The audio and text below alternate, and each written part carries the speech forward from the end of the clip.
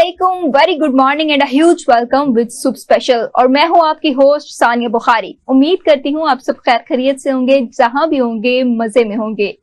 आज मेरे पूरे प्यारे खूबसूरत से जबरदस्त से मुल्क को मेरे और स्पेशल टीवी की तरफ से दिल की अता गहराइयों से हैप्पी इंडिपेंडेंस डे। वो मुल्क जिसने हमें आजादी दी, खुशी दी, सुकून दिया, एहसास दिए, जज्बात दिए। इस मुल्क से बेहतर कोई मुल्क हमारे लिए हो ही नहीं सकता। चाहे हम रोजी रोटी के लिए इधर जाएं उधर जाएं, लेकिन जो हमें इस मुल्क से अपनायत मिलती है वो किसी मुल्क से नहीं मिल सकती। अगर हम थोड़ी फ्लैशबैक की तरफ जाएं तो जो हमारे बड़ों ने, बुजुर्गों ने जो मेहनत की, जो कुर्बानियां दी, उनको हम खैराज तहसीन पेश करते हैं। हमारे साथ मौजूद हैं बिशारतुल्लाह मलिक साहब। जी प्रोफेसर बिशारतुल्लाह मलिक साहब, क्या हाल चाल है आपके? अल्हम्दुलिल्लाह। कैसे आपके मिजाज हैं और आप कैसे इंडिपेंडेंस डे को मनाते हैं? मिजाज भी बड़े अच्छे हैं और इंडिपेंडेंस डे को कम से कम एहसास होता है कि अल्लाह ने हम पे एक एहसान किया हुआ है और उस एहसान का बदला ये है कि हम सिंसियरली उस मुल्क की खिदमत करें और हर वक्त ये ना सोचते रहें कि उस मुल्क ने हमें क्या दिया है, बल्कि ये सोचें कि हमने उस मुल्क के लिए क्या किया है। अगर ये सोचेंगे तो सिनेरियो बदल जाएगा और हर बंदा खुश भी होगा और सेटिस्फाइड। इसी के साथ हमारे साथ पाकिस्तान की दो रिप्रेजेंटर मौजूद हैं जिन्होंने पाकिस्तान को एक्सप्लोर किया। जी शुमाइला सलाहुद्दीन, क्या हाल चाल है आपके? Alhamdulillah, I'm fine and thank you so very much for inviting me to the show and I wish all the best to Special TV। इन्होंने अपनी ओपनिंग 14 अगस्त से की है। भरपूर दुआएं, बहुत पॉजिटिव नोट्स के साथ आप पाकिस्तान के कुछ सर्व करें और अच्छे कंटेंट के साथ। मैं ये जरूर आपके प्लेटफॉर्म से ये मैसेज देना चाहूंगी, अच्छे कंटेंट के साथ पाकिस्तान में एक अच्छी जो एक माइंडसेट था कभी हमारी भूली हुई जो तहजीब या हमारी टीवी इंडस्ट्री का जो सारा वो था वो रिवाइव करें। अच्छा, मैं आपको बताती चलूं कि शुमाइला पिछले 12 साल से पाकिस्तान को एक्सप्लोर कर रही हैं और खुसूसन गिलगित बल्तिस्तान को। शुमाइला, गिलगित बल्तिस्तान ही क्यों? पाकिस्तान तो खैर सारी खूबसूरत है। God has blessed it with almost all the 4 weathers we enjoy here. All the terrains are here, right from mountainous ranges to plain areas to deserts to Alistan, और हर चीज है। लेकिन somehow I was not at all a believer कि पाकिस्तान में इतनी खूबसूरती है। I used to travel a lot. I was in marketing department, तो मेरा travel Asia Pacific में रहता था और I thought like most of the people here कि out of Pakistan it's like heavens, और पाकिस्तान में तो कुछ है ही नहीं देखने वाला, जो जनरल परसेप्शन है। So it was my solo decision. I started exploring it 12 years back and now I think I am standing on a platform कि जहां मैं चाहती हूं कि मैं पूरी दुनिया को बताऊं कि मेरा मुल्क सबसे खूबसूरत है और सबसे जबरदस्त है। और गिलगित बल्तिस्तान एक तो बहुत वाज़ेह वजह, क्योंकि हम पंजाब के प्लेन एरियाज के रहने वाले लोग हैं, तो यूजुअली ये होता था कि गर्मियां जब आती है तो हम यूजुअली नॉर्थ में जाते हैं। But when I went to Gilgit Baltistan I came to know that it is an untapped, undiscovered land और लोगों को पता ही नहीं है। People don't know. We have so much beautiful scenic beauty over there. Deosai plains देख लें, अस्तोर एक वाहिद 7 डिस्ट्रिक्ट्स हैं गिलगित बल्तिस्तान के, सबसे बड़ा उसमें अस्तोर है। अस्तोर में पिछले 5 साल से जा रही हूँ, 6 साल से मुसलसल जा रही हूँ, मैं अभी तक वो पूरा एक्सप्लोर नहीं कर पाई। You go to Pershing, अल्लाह वाली झील, you go to Pershing where you can face Naga पर्वत, you go to Minimug। और इसी के साथ बातों का सिलसिला जारी रहेगा। हमारी नेक्स्ट गेस्ट भी मौजूद है यहाँ पर। के how are you? I'm so great here. अच्छा, मैं आपको बताती चलूं कि केके का ताल्लुक इंडोनेशिया से है और ये पिछले साल भी पाकिस्तान को एक्सप्लोर करने आई थी और इस साल भी ये पाकिस्तान को एक्सप्लोर करने आई है। Kiki, since you are here in Pakistan, what do you feel about Pakistani culture? This is my second time visit Pakistan. As a traveler, I'm so amazed with Pakistan culture. How the people treat each other. They are so humble, so friendly, and they treat me like very good, very nice. And I also really like the cuisine, the dishes here, and the landscape is so amazing, it's mesmerizing, and it's like something that we can see and say, wow, so beautiful landscape, nature. And besides that, I also really like the ancient culture, ancient history from the Pakistan. That's why I come back. We have heard about you like Pakistani mangoes. Yeah. I really love Pakistani mango. It's like the best mango I ever had. It's very sweet. That time I tried mango from Multan. I really love it. Okay. Yeah. मैं professor साहब की तरफ आऊंगी। Professor साहब, आप जैसे कि आज जश्न आज़ादी के मौके पर आप स्कूलों में क्या बेहतरी लाना चाहते हैं जश्न आज़ादी को लेकर? पहली तो बात है कि हमारे नए बच्चों को पता ही नहीं कि पाकिस्तान बना कैसे और उसमें क्या फीलिंग थी। फिर नए बच्चों को ये भी नहीं पता कि 6 सितंबर की क्या सिग्निफिकेंस है। और मैंने इस चीज को चेक किया है, क्लासेस में पूछा है कि what do you understand by this word, कि वो 6 सितंबर है क्या। मोस्टली क्लास खामोश होती। और मैं बात कर रहा हूँ यूनिवर्सिटी लेवल स्टूडेंट्स की, ये मैं KG1 के बच्चों की बात नहीं कर रहा, ग्रेजुएट्स ऑनवर्ड्स। पूरी क्लास में से एक बच्चा बोला और कहने लगे ये सर मिलिट्री का दिन है। और इसके अलावा नहीं पता।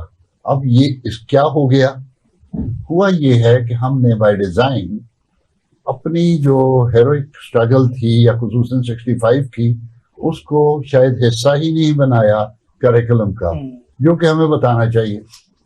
और जब कोई बात कर दे मेरे जैसा तो फौरन उस पर ताने मारते हैं कि जी ये माशरती अलूम में ये डाल दिया और ये कर दिया और हिस्ट्री कंकॉक्टेड है। ऐसी कंकॉक्टेड नहीं है। हाँ, कंकॉक्टेड है। जो पॉजिटिव साइड है पाकिस्तान की वो आपने छुपाई हुई है, और जो छुपाने वाले हैं वो हैं जो कि हेल्म ऑफ अफेयर्स में हैं, वो आपके एजुकेशन डिपार्टमेंट में बैठे हैं लोग। और क्या ये उनको समझ नहीं है कि पूरी जो काम है उसको मोटिवेटेड रखना बहुत जरूरी है। और अभी और मैं आपको बता दूं एक हल्की सी चीज, हालांकि इससे डायरेक्ट ताल्लुक नहीं, इस वक्त पाकिस्तान के जो हालात हैं उसमें थोड़ी सी मायूसी का एलिमेंट है, और मुझे भी कभी कभी फीलिंग होती है।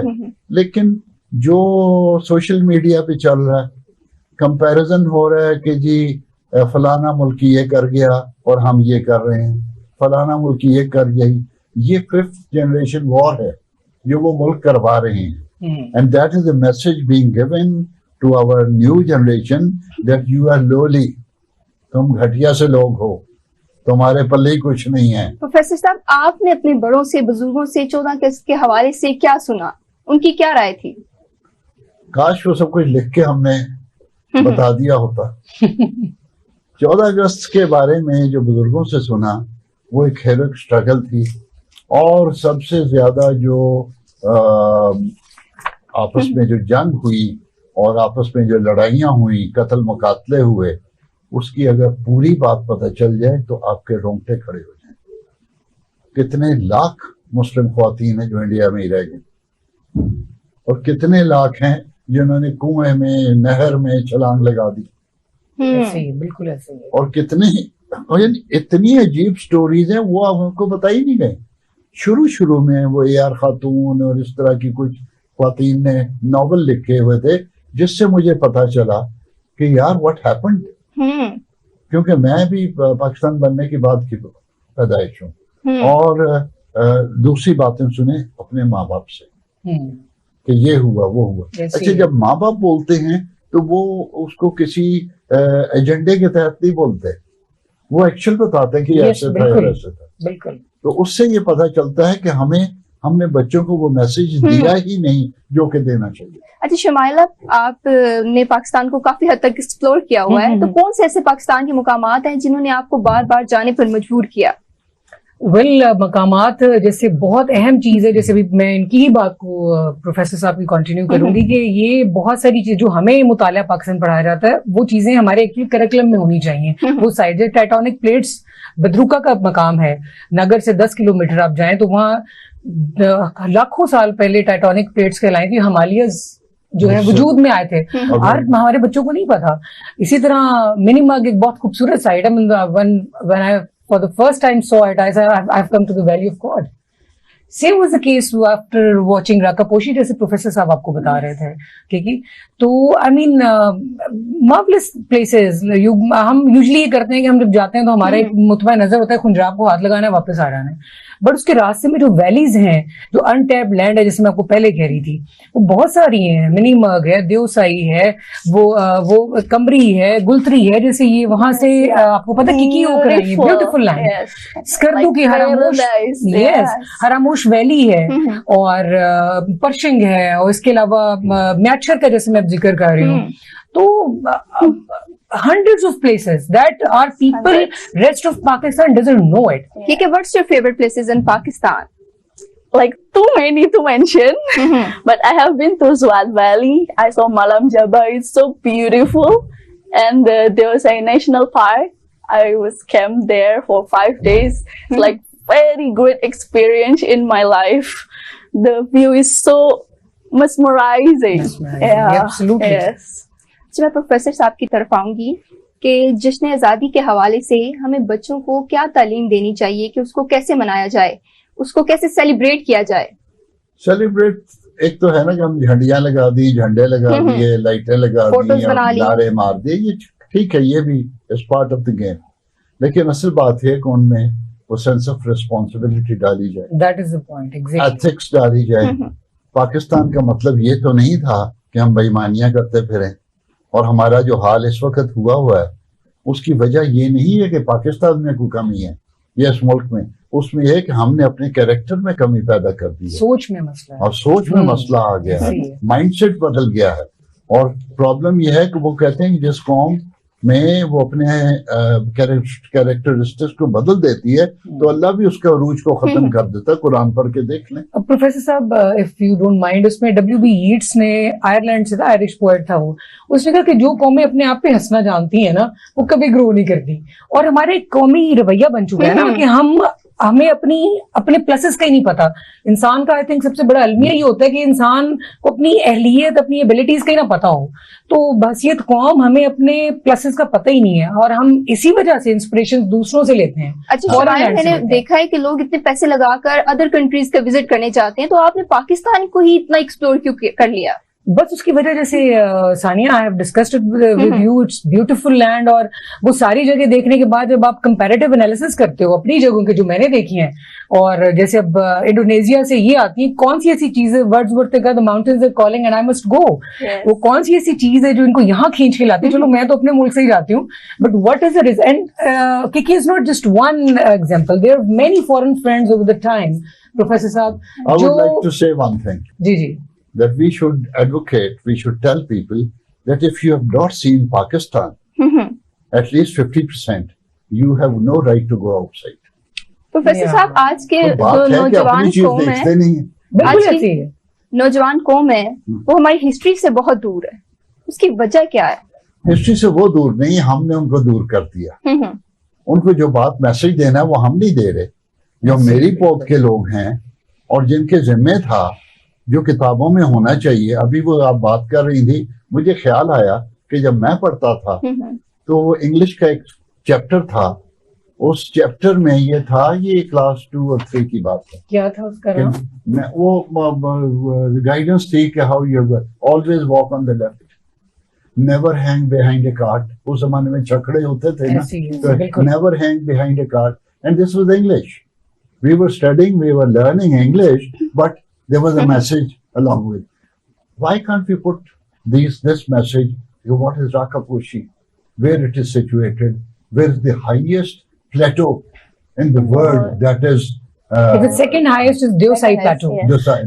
Our children should know it, that all these things should be part of the curriculum. We need to revisit our curriculum, our syllabus, and those things should be incorporated in our syllabus, ताकि हमारे बच्चे वो आशनाई उनकी हो ना। This should not be part of the what you call Maasharti ulum or that. Yeah. It should be part of English. It should be part of Urdu. It should be part of, because and there should be a subject, know your Pakistan. And for your information, I came to know about Pakistan when I went there in 2004 or 5 to Hunza and just imagine. And I had no idea about it. And I was telling KK that when one professor told me, you get down at a little and look up. And I thought, what he is saying. When I really looked up, I was amazed. There was a huge, big block of ice on my head. And I thought, what it is, made her fall down.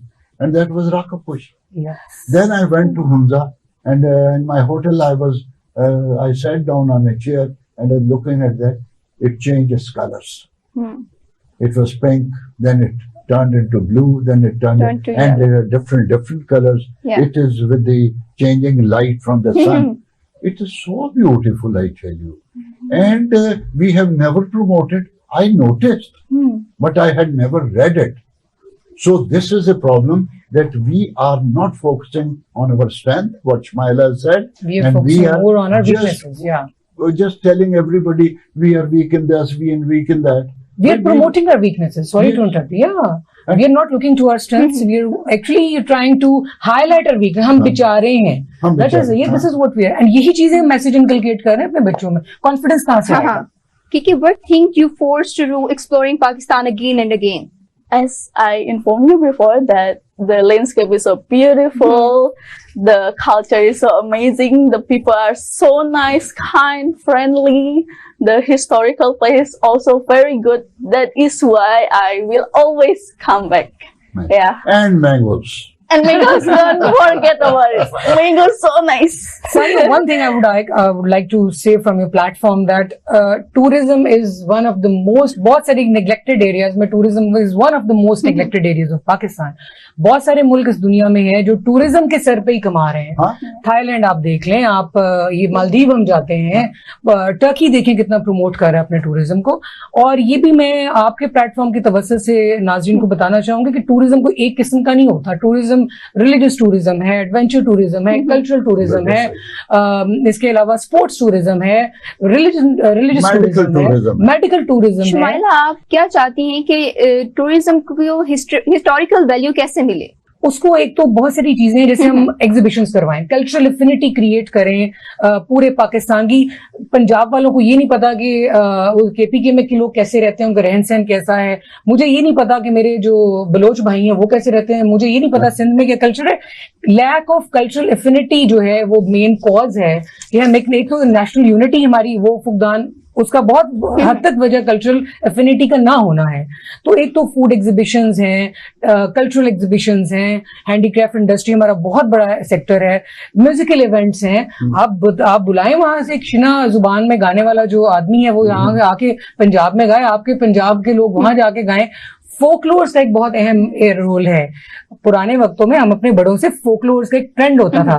Punjab में चारपाई तकिए के नीचे रात के time बड़े बुजुर्ग अपने बच्चों को बिठा के कहानियां सुनाते थे. ठीक है, वो उसको रिवाइज करें. मुख्तलिफ मिसाल के तौर पे सिंध का फोकलोर जो है वो मुझे पंजाब यहाँ पे आके करवाएं. कोई गवर्नमेंट लेवल पे भी होना चाहिए, इंडिविजुअल लेवल पे भी होना चाहिए.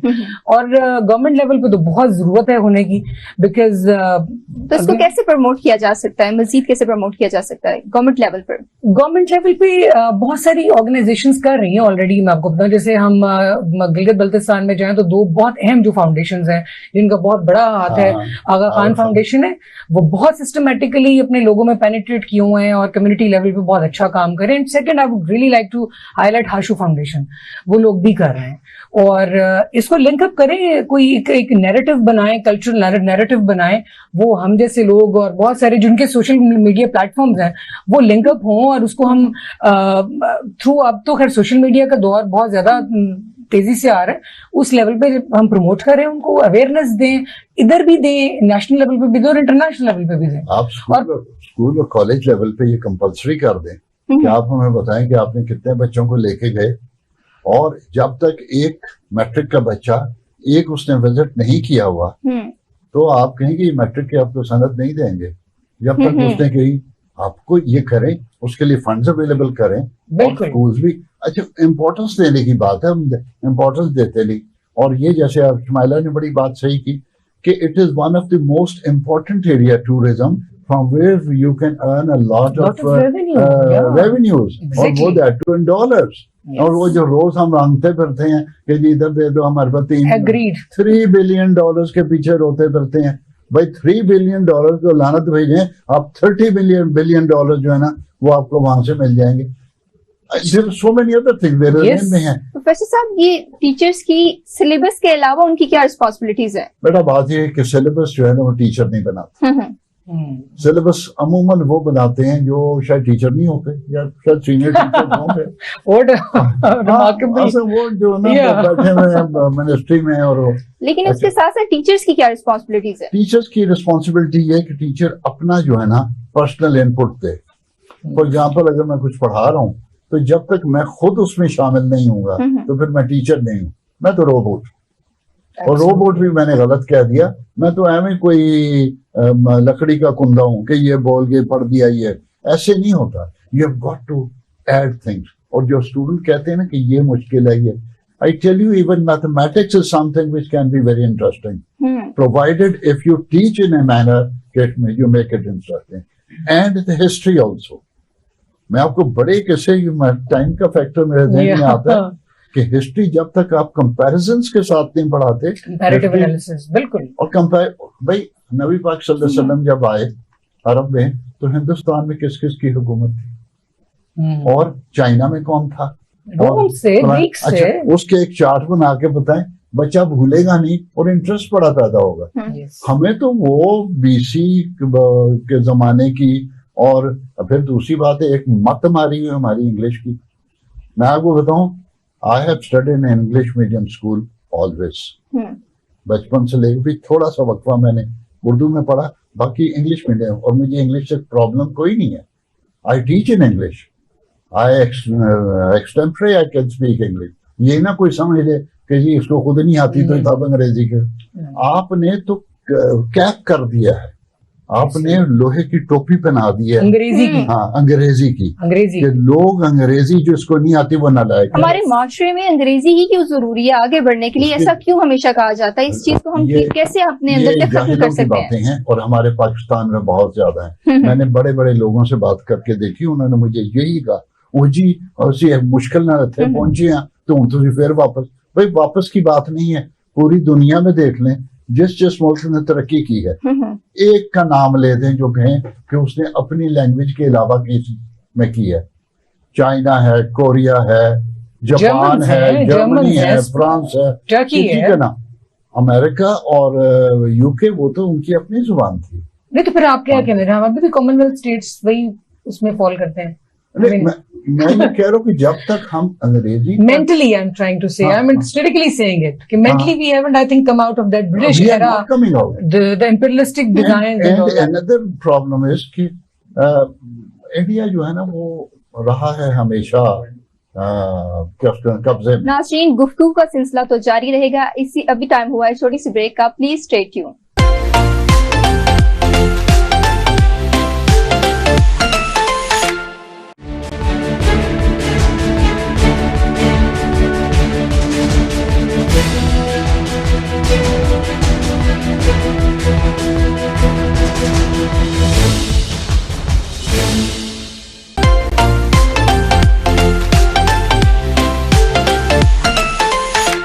Welcome back with soup special. मैं अपने टॉपिक की जानी बढ़ती हूँ कि टीचर्स की क्या रिस्पॉन्सिबिलिटी थी। इस टॉपिक पर हम लोग बात कर रहे थे। जी प्रोफेसर साहब। एक्चुअली मैं ये कह रहा था कि टीचर जो है ना, हम अपने करिकुलम को चेंज नहीं कर सकते, वो तो कोई दूसरे लेवल पे चेंज होगा, लेकिन teacher should be visible when is teaching और अपने जो एक्सपीरियंसेस है उसके साथ अमलगमेट करके शेयर करे। और लोगों में सिर्फ करिकुलम पढ़ाना हमारा काम नहीं है, हमें उनमें वैल्यूज जो है ना वो देंगे, रोल मॉडल बने और उनको सच बोलने की बात करे और टीचर खुद भी सच बोले। प्रोफेसर थोड़ा सा मैं इसमें ऐड करूंगी, कमर्शलाइजेशन ने जो प्रोफेशंस को भी डैमेज किया है। लेट्स बी वेरी ऑनेस्ट कि जो ये रैट रेस चल पड़ी ना कैपिटलिस्ट सोसाइटीज में, फिर ये उसके साइड इफेक्ट्स आते ही आते हैं। ठीक है ना? तो वो टीचर्स जो रोल मॉडल्स थे हमारे जहनों में, बड़े बड़े, रजा आब्दी साहब का उनका मैं जिक्र करूंगी, इंग्लिश लिटरेचर के, he was a marvelous teacher, he is old now, but वो रोल मॉडल्स थे। जितनी देर टीचर्स रोल मॉडल्स नहीं बनेंगे, हम कभी भी ग्रास रूट लेवल पे, एजुकेशन लेवल पे, एजुकेशन सेक्टर में चेंज नहीं ला सकते। Teachers have to be role models. Shumaila, आपने मुझे बताया था कि मैंने गिलगित बहुत एक्सप्लोर किया है, तो उसकी मेन वजह क्या है कि आपने गिलगित ही ज्यादा एक्सप्लोर किया है? गिलगित बल्तिस्तान। हाँ। गिलगित बल्तिस्तान एक्सप्लोर कर पहली दफा एक दो दफा तो मैं विजिट के लिए गई थी, लेकिन उसके बाद जब वहाँ की खूबसूरती, जैसे मैंने आपको जिक्र किया उन मकामात का, तो आई वाज स्पेल बाउंड। और मेरे ख्याल से जो भी वहां से होकर आया है, ये हम 3 लोग बैठे हैं, 3 गवाह हैं, तो सबसे बड़ी अहम कि वो अनडिस्कवर्ड अनएक्सप्लोर्ड लैंड है। I wanted to explore it, और अभी तक इन 12 सालों में, आई एम सॉरी टू से, अगर मैं 100 में से कहूँ तो शायद मैं 30% एक्सप्लोर कर, 70% अभी भी अनटैप्ड पड़ा हुआ है। तो बस एक इश्क जुनून उस जमीन के साथ हो गया, और उस इश्क जुनून को मैं चाहती हूँ कि दुनिया तक पहुंचे। हाँ, जाना चाहिए, बिल्कुल सही। कि what do you feel about Pakistani people? Pakistani people, they are very humble, very friendly. Sometimes I ever experience, they don't even want me to pay my things. Yes. Yes, they are so Hospitable. kind. They are very hospitable. Yes. Kind-hearted. The way they treat me, so I feel like homey here. Yes. Yeah, that's why.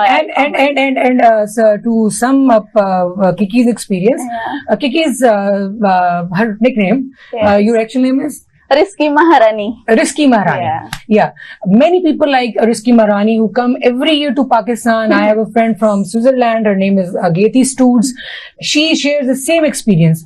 I met a South Korean professor this time in Manapin Valley. He had the same words for Pakistan. That Pakistan is a land where people are very loving, very caring, genuinely very hospitable. Yes. Against the impression or the image given to the world. Professor साहब, आप कोई Kiki से question करना चाहेंगे? किसी से question करने से पहले मैं आपको बताऊं, मेरे एक मुलाकात हुई ब्राजीलियन से। एक्चुअली वो यूरोपियन है जो ब्राजील में जाके सेटल्ड है। मैंने उनसे कहा कि when you came to Pakistan, I know it कि you had an opinion about Pakistan कि we are all holding Kalashnikovs and we are firing at each other indiscriminately without reason. And he said, yes, I had this feeling. What you have felt over here? Have you seen us quarreling and fighting and killing people or something? Or did you face anything over here that somebody attacked you? Or no, he was here 4th time. And then I told him about other things. I told him that this another person was sitting, like he is my neighbor, and he's a farmer. Daily almost, or maybe every week, he sends me something. A new vegetable, a new thing, or whatever he is producing, and that comes to my house. Although I cannot reciprocate, because I am not doing that. I am a teacher. I can just give lectures. That's it. And this I do it to him. So the point is that we have so many positive things. Yes. We are a tolerant nation. We are doing so many good things. I know one thing, that how deliberately forces were trying to disintegrate Pakistan amongst distant on the religious grounds, on firqa ground or whatever. People did not respond. Yes. And that's the reason we have still won. Otherwise, there could have been differences. So Pakistan have got strength. The message for the Pakistani youngsters is, please don't start thinking what Pakistan has given you. You will get what you will give it to Pakistan. Yes. If you will not pay the tax, what do you expect? And many people, they are propagating that when you are not giving us the facilities, why should we pay tax? It should be taken in the different way. If you are not paying the tax, how can you get the facilities? You have got to pay tax. Second thing is that tax paying and zakat paying is similar. If you don't pay zakat, you are gunagar sort of person. You will be reprimanded by Allah. Accountable. And if you will not pay the tax, you will be accountable again. The point is that tax paying and zakat paying is one and the same thing. You have to be a good tax paying person, because we have differentiated our deen into dunya and deen. That is wrong. There's no concept of deen or dunya. There is dunya and akhirat. Deen includes everything. This should be the message. You please do your duty, be responsible, and then you will automatically get what you do. Exactly. अच्छा, इसी के साथ professor साहब तो हमारे साथ programme के and तक मौजूद हैं। मैं किकी से क्वेश्चन करती हूँ, Kiki, what's your message about Pakistani people? my message towards Pakistani people? What Yeah. message you want to give to the Pakistani people? Because I feel so homey here. So I just want to say that I am falling in love with Pakistan and everything inside, and I will always come back. Yeah. मैं शुमाइला की जानी बढ़ूंगी। शुमाइला, आप जश्न आज़ादी के हवाले से पाकिस्तान को क्या मैसेज देना चाहेंगे? मैं अपने बच्चों को, बड़ों को और तमाम अपने अहले वतन को ये मैसेज देना चाहूंगी कि प्लीज आप अपनी स्ट्रेंथ पे फोकस्ड रहें। आप बहुत खूबसूरत लोग हैं, बहुत हॉस्पिटेबल लोग हैं, आपके अंदर तमाम वो खूबियां हैं। अपनी खूबियों को रियलाइज करें और उसके ऊपर कॉन्फिडेंट फील करें और फिर देखें क्या चेंज आता है। तो first we have to realise that we have all the positivity in us. तो खुद ही खुद टॉक्सिटी जो है वो चली जाएगी जिस लेवल पे है। So feel, be happy, you are the best nation in the world and हर सतह पे, ये सिर्फ एक सतह पे नहीं है। तो अपने ऊपर कॉन्फिडेंट रहें और बी पॉजिटिव। इसी के साथ हमारा पहला सेगमेंट इख्तिताम की तरफ जाता है और मिलते हैं छोटी सी ब्रेक के बाद।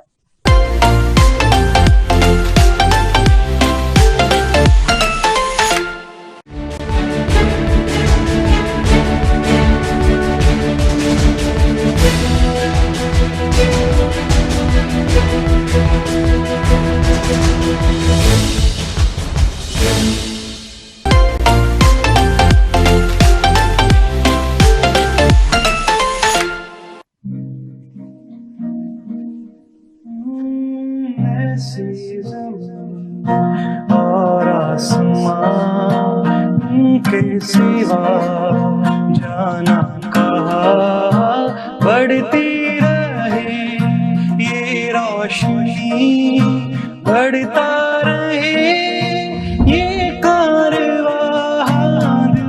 दिल पाकिस्तान जा पाकिस्तान, दिल पाकिस्तान जा पाकिस्तान, दिल पाकिस्तान जा पाकिस्तान, दिल पाकिस्तान जा पाकिस्तान।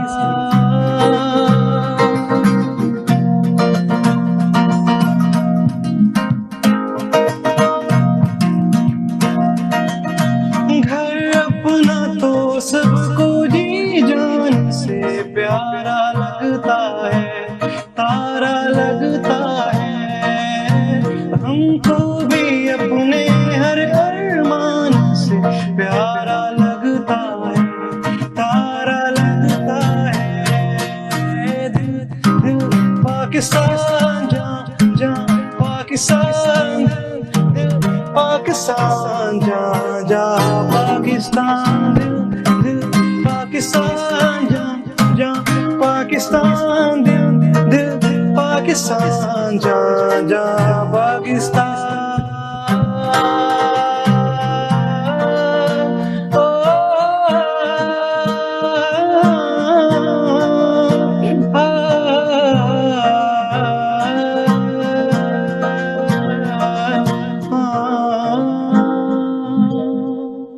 वेलकम बैक नाज़रीन विद सेकंड सेगमेंट। हमारे साथ मौजूद हैं सरदार दर्शद सिंह, सिख कम्युनिटी से, प्राइड ऑफ पाकिस्तान। जी सरदार दर्शद सिंह, क्या हाल चाल है आपके? आप सुनाए ठीक ठाक है? मैं अल्हम्दुलिल्लाह ठीक ठाक।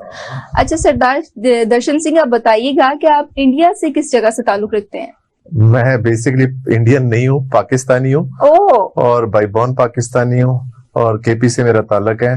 पेशावर से मैं पैदा केपीके में हुआ और मैं 1998 में लाहौर शिफ्ट हुआ था अपने बिजनेस के सिलसिले में। इसी के साथ हमारे साथ अवैस रजा नेकोकार मौजूद हैं। जी अवैस, क्या हाल चाल है आपके? जी अल्हम्दुलिल्लाह, आई एम डूइंग ग्रेट। आप बताएं कैसी हैं? अल्हम्दुलिल्लाह मैं भी ठीक। मैं बताती चलूं कि अवैस ने ऑल नेशनल सॉन्ग पाकिस्तान 2012 में इन्होंने फर्स्ट पोजीशन हासिल की। और अवैस 2012 से लेकर अब तक म्यूजिक में क्या चेंजेस देखे आपने? 2012 में जब मैंने all Pakistan national conference win की थी, जो कि रिस्पेक्टिवली नेशनल एंथम और नेशनल सॉन्ग्स के हवाले से थी, उससे अब तक का जो टेन्योर है वो काफी एक इंडेवर, फुल ऑफ इंडेवर और हार्ड वर्क था। मैंने काफी चीजें जो है वो अपने स्कूल लेवल से लेके फिर यूनिवर्सिटी और कॉलेज में आना, फिर वहाँ पे नई चीजें देखना और नए एवेन्यूज सामने ओपन होना। तो म्यूजिक के हवाले से अगर देखा जाए तो म्यूजिक में मैंने काफी स्टाइल सीखे हैं, जैसे कि पॉप म्यूजिक, जैसे कि striking music. There are lot of other desi culture जो कि हमारे पाकिस्तानी हैं, तो मैं कोशिश करता हूँ कि मैं अपनी इंडिजिनस कल्चर को जो प्रमोट करूँ और थ्रू म्यूजिक करूँ। जैसे कि मोस्टली मैं पंजाबी गाने गाता हूँ, या मैं मोस्टली स्ट्राइकिंग म्यूजिक को कोशिश करता हूँ कि उसको मॉडर्न म्यूजिक के साथ जो है ना वो मैं रीमेक करूँ। और यही मेरा एक चेंज था। बचपन में जो मैंने म्यूजिक सुना वो सारा इंग्लिश कंटेम्परेरी था, तो अब मैं कोशिश करता हूँ कि सारा वो जो मॉडर्न म्यूजिक है वो मेरे पंजाबी म्यूजिक पे। अच्छा, मैं सरदार साहब की तरफ आऊंगी। आपकी वीडियो, एक तस्वीर बड़ी सोशल मीडिया पर वायरल हुई थी कि बाजवा साहब ने एक तमगा उतार कर आपकी तस्वीर पर, आपकी शर्ट पर लगाया था, वो क्या माजरा था? बेसिकली मैं एक सोशल वर्क भी हूँ, वर्कर हूँ, और सोशल वर्क पे ही मुझे कई तमगे मिले हैं, कई अवार्ड मिले हैं, और ये अल्लाह की तरफ से है। ये सारी चीजें गॉड गिफ्टेड होती हैं। ये नहीं कि हमारे दादा परदादा से हमारे साथ कई चीजें ऐसी हैं कि हमारे अपने स्कूल्स हैं, और मैंने आपके बारे में सुना है कि आपने जो है ना, आप रोजाना लंगर खाना लगाते हैं और रमजान में इफ्तारियां करवाते हैं, तो ये चीज बड़ी डिफरेंट है कि आप एक नॉन मुस्लिम होकर ये चीजें करें, और ये चीज बड़ी हम सब के लिए डिफरेंट है। इसको आप कैसे एक्सप्लेन करना चाहेंगे? मैं एक चीज आपको, ये खुद मैं बजाते खुद नहीं कर सकता। हमारे गुरु साहब बाबा गुरु नानक देव जी का लंगर है, और उन्होंने 20 रुपए से स्टार्ट किया था, और वो लंगर सदा तक खत्म नहीं होता। हम कहते हैं ना कि मैं कर सकता हूँ, कुछ नहीं कर सकते। ये बड़ों की हमें रिवायात मिली होती हैं, और उस रिवायात को ही हम आगे लेके चलते हैं, और अपने जो कमाते हैं उसमें से कुछ पैसे हम डेली के बेसिस पे जमा करते हैं, और रूटीन में हमारा लंगर चलता है, और उसमें कोई कमी नहीं होती। ये अल्लाह की देन है। और मैं बेसिक, आप रमजान की बात कर रहे हैं, रमजान में ऐसी पहले दिन जब आपने अफ्तारी, लड़कों से बात की, मैंने कहा 200 बंदों की अफ्तारी करवा। जब पहले दिन हमने की तो दस्तरखान लगने से पहले हमारा सारी चीजें खत्म हो गई। फिर डे बाय डे हम डबल करते रहे, और अल्लाह ने भी वैसे ही हमें हिम्मत दी। तो अल्लाह का बड़ा एहसान है, हजारों लोग अफ्तारी करते हैं हमारे पास आके। उसमें कोई ऐसी बात नहीं है कि वो खुद ये हौसला होना चाहिए। ये नहीं कि अल्लाह के कामों में एक स्टेप अगर आगे बढ़ते हैं तो आगे आपके स्टेप चलते ही जाते हैं, उसमें रुकावट नहीं आती। अच्छा, वैसे मैं आपकी तरफ आऊंगी कि आपने कैसे स्टार्ट लिया म्यूजिक का, क्या आपकी म्यूजिक जर्नी है, कैसे आपका इंटरेस्ट डेवलप हुआ इसमें? इससे पहले तो जो मैंने नात ख्वानी बहुत की है बचपन से लेके अब तक। मैं like we are from very pious family, निकोकारा सैयद फैमिली। तो मेरी फैमिली के अंदर वो एक जो स्पिरिचुअलिटी वाला अमल था वो बहुत बचपन से मैंने देखा है। तो नात ख्वानी में मैंने राग भी फिर सीखे नात पढ़ने के लिए, और फिर respectively with the passage of time नात ख्वानी से मेरा अगला स्टेप मिली नगमास का था, सूफी म्यूजिक का था, और उसी के साथ साथ फिर मैंने जो हमारा कंटेम्प्रेरी म्यूजिक है उससे मैंने साथ साथ फोकस करना शुरू कर दिया। क्योंकि जब मैं यूनिवर्सिटी में आया तो यूनिवर्सिटी की डिमांड थी एक कि you must go for very temporary और कंटेम्प्रेरी थी, तो म्यूजिक उसमें फिर मैंने साथ परस्यू किया। तो आप अपने म्यूजिक के प्रोफेशनल को आगे कैसे देखना चाहते हैं, क्या देख रहे हैं आगे, अपना फ्यूचर आप क्या देख रहे हैं? देखिए, एक this is like an ocean, ये तो बहुत बड़ा ना। जब आप इसके अंदर म्यूजिक के अंदर आपका दाखिला उसमें हो जाता है तो आपने बस उसमें डाइव करते जाना, आपने आगे चलते जाना। इसका कोई, ये मैं नहीं कह सकता कि इसकी कोई पीक है। पीक यही होगी जब आपको सेटिस्फेक्शन मिलती है यार। क्योंकि मोस्टली लोग जो हम आजकल अगर म्यूजिक लाइफ के जितने भी सिनेरियोज हैं उसमें अगर देखा जाए ना, तो हर बंदे ने हर आर्ट और पैशन को मटेरियलिस्टिक वे में देखा है। जबकि मुझे लगता है कि म्यूजिक एक ऐसी चीज है जिसका ताल्लुक स्पिरिचुअलिटी से, जिसका ताल्लुक आपकी रूह से है। तो आप इसको अपनी सेटिस्फेक्शन के लिए करो। और मैं भी यही ख्वाहिश करता हूँ कि जिस दिन मुझे पीस मिल जाए सूफी म्यूजिक के थ्रू, या मुझे सेटिस्फेक्शन मिल जाए, वो मेरी पीक होगी। तो किस किस्म के गाने आपको पसंद है? गाने जी मैं सारे ही सुनता हूँ। मैं इंग्लिश म्यूजिक भी सुनता हूँ, रैप भी सुनता हूँ, उर्दू म्यूजिक भी सुनता हूँ, मैं इंडियन म्यूजिक जितना है वो सारा सुनता हूँ मैं। काफी इंडियन सिंगर्स हैं, दर्शन रावल, अरिजीत सिंह। हमारे पाकिस्तानी सिंगर्स काफी हैं जिनमें अपना आतिफ असलम आते हैं। पाकिस्तानी सिंगर्स में आपका कौन सा सिंगर फेवरेट है, मोस्ट फेवरेट सिंगर? आजकल तो कैफी खलील आपको पता होगा, जिन्होंने कहानी सुना, वो उसकी क्या मेन वजह है कि उसको क्यों ज्यादा लाइक करते हैं, आजकल की आवाम क्यों लाइक कर रही है? मैं इस चीज पे बिलीव करता हूँ। एक तो ना सोशल मीडिया का दौर है, लोग कहते हैं कि सोशल मीडिया पे आज आपकी जो भी एस्पेक्ट्स हैं वो जाहिर करना बहुत आसान है, जबकि मुझे लगता है उतना ज्यादा कंपटीशन बढ़ गया। अब कैफी खलील जो है ना, he is from very like वो एक बड़ी ही नॉर्मल फैमिली से बिलोंग करता है जहाँ पे इतनी अपॉर्चुनिटीज नहीं थी। हाँ। बट उसने मेहनत करके, उसने 12 से 13 साल की मेहनत के बाद उसको एक इतना अच्छा प्लेटफॉर्म मिला यूट्यूब का, उसने वहाँ गाना लगाया, उसका गाना वायरल हो गया। अब वो माशाल्लाह he is doing well, he is earning well. उसकी जो है ना वो जनरेशन सेट हो जाएंगी उसके गाने की वजह से। तो दिस इज द रीजन उसने नेवर बहुत किया, उसने हार्ड वर्क बहुत किया।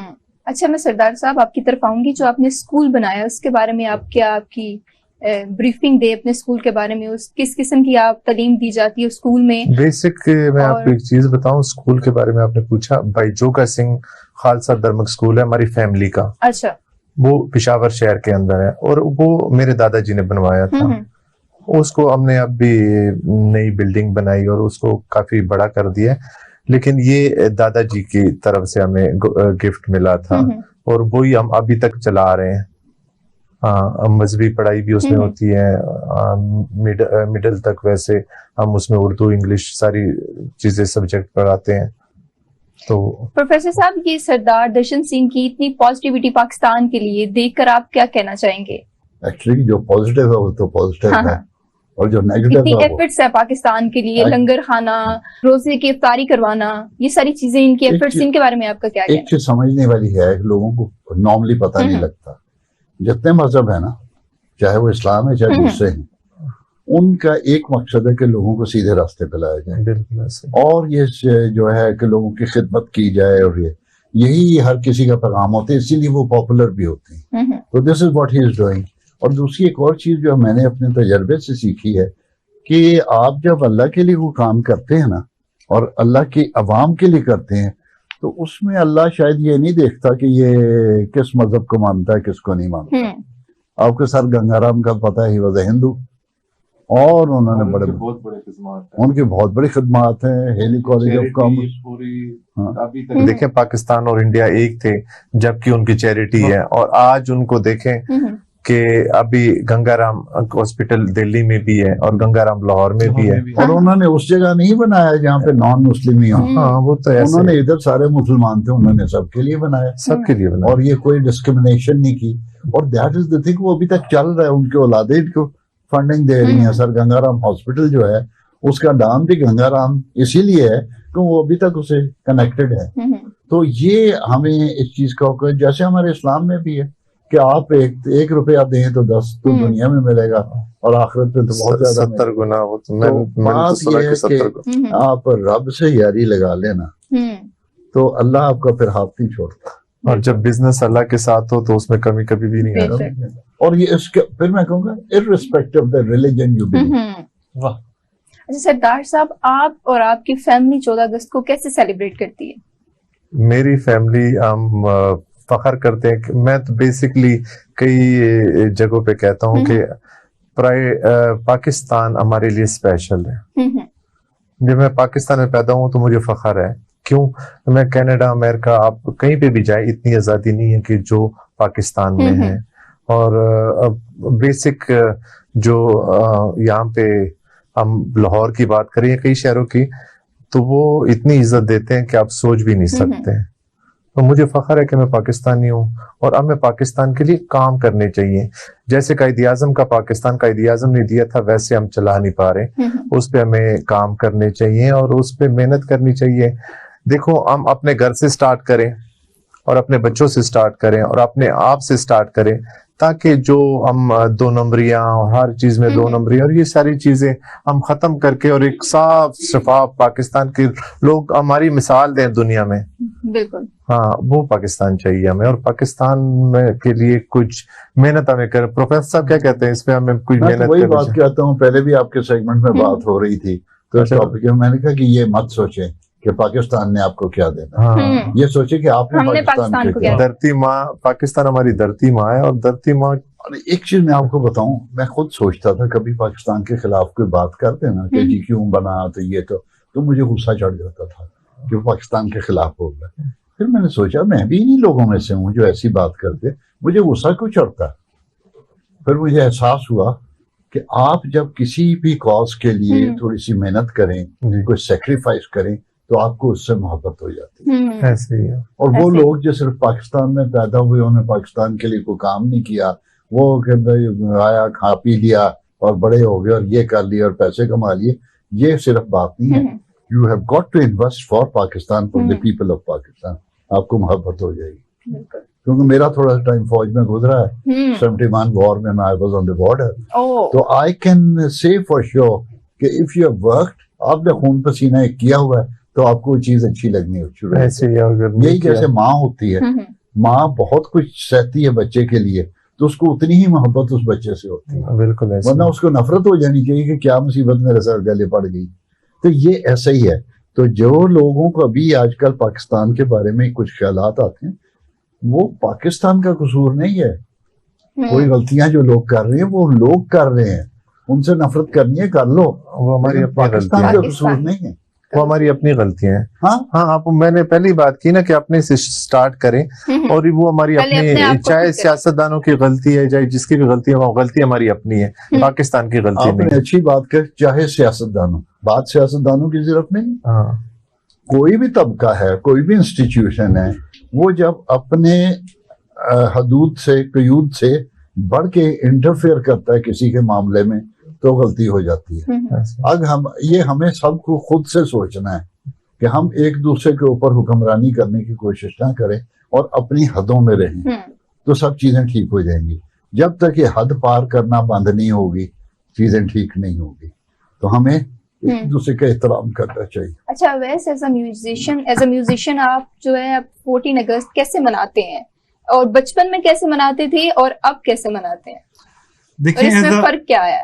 एज अ म्यूजिशियन बचपन में भी मैं म्यूजिशियन ही था और अभी मैं म्यूजिशियन ही हूँ। हमें मोस्टली 14 अगस्त के लेकिन हवाले तब से, आप इतने पॉपुलर नहीं थे जब कि आप इतने अब पॉपुलर हो तब गए। मोस्टली बेसिकली मैं चनाब कॉलेज का स्टूडेंट था। मतलब मैट्रिक मैंने चनाब से ही पढ़ा 10-12 साल जो भी, तो वहां पे हमारी असेंबली हुआ करती थी, और 14 अगस्त के हवाले से स्पेशल एक प्रोग्राम होता था जिसमें मैंने स्टेज पे जाके तराने पढ़ने हैं, या जो हमारे जो और पेट्रियोटिक हमारे साथ स्टूडेंट्स हैं, स्टूडेंट्स हैं, उन्होंने भी हमारे साथ तराने गाने। ये तो बचपन की मेरी मैट्रिक तक की स्कूलिंग के दौरान ये सारा सिनेरियोज रहे हैं। But after when I got admission in GC university Lahore government college, तो यहाँ पे थोड़ा मुझे एक वास्ट एक्सपीरियंस मिला।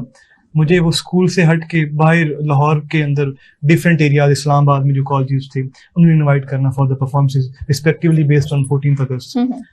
तो अब यही है कि जब इंसान को अगर अल्लाह पाक जब थोड़ा कुछ अरूज दे देता है, तो उतने रास्ते खुल जाते हैं। अभी ज्यादा कॉल्स आती हैं, ज्यादा लोग बुलाते हैं डिफरेंट इवेंट्स में। कभी कभी ये भी होता है कि 14 अगस्त पे 3 परफॉर्मेंसेस होती है हमारी, हमने परफॉर्म करना होता है और हमें तराने गाने होते हैं। सरदार साहब, मैं आपकी तरफ आऊंगी कि करतारपुर राहदारी के लिए आपका क्या कहना है?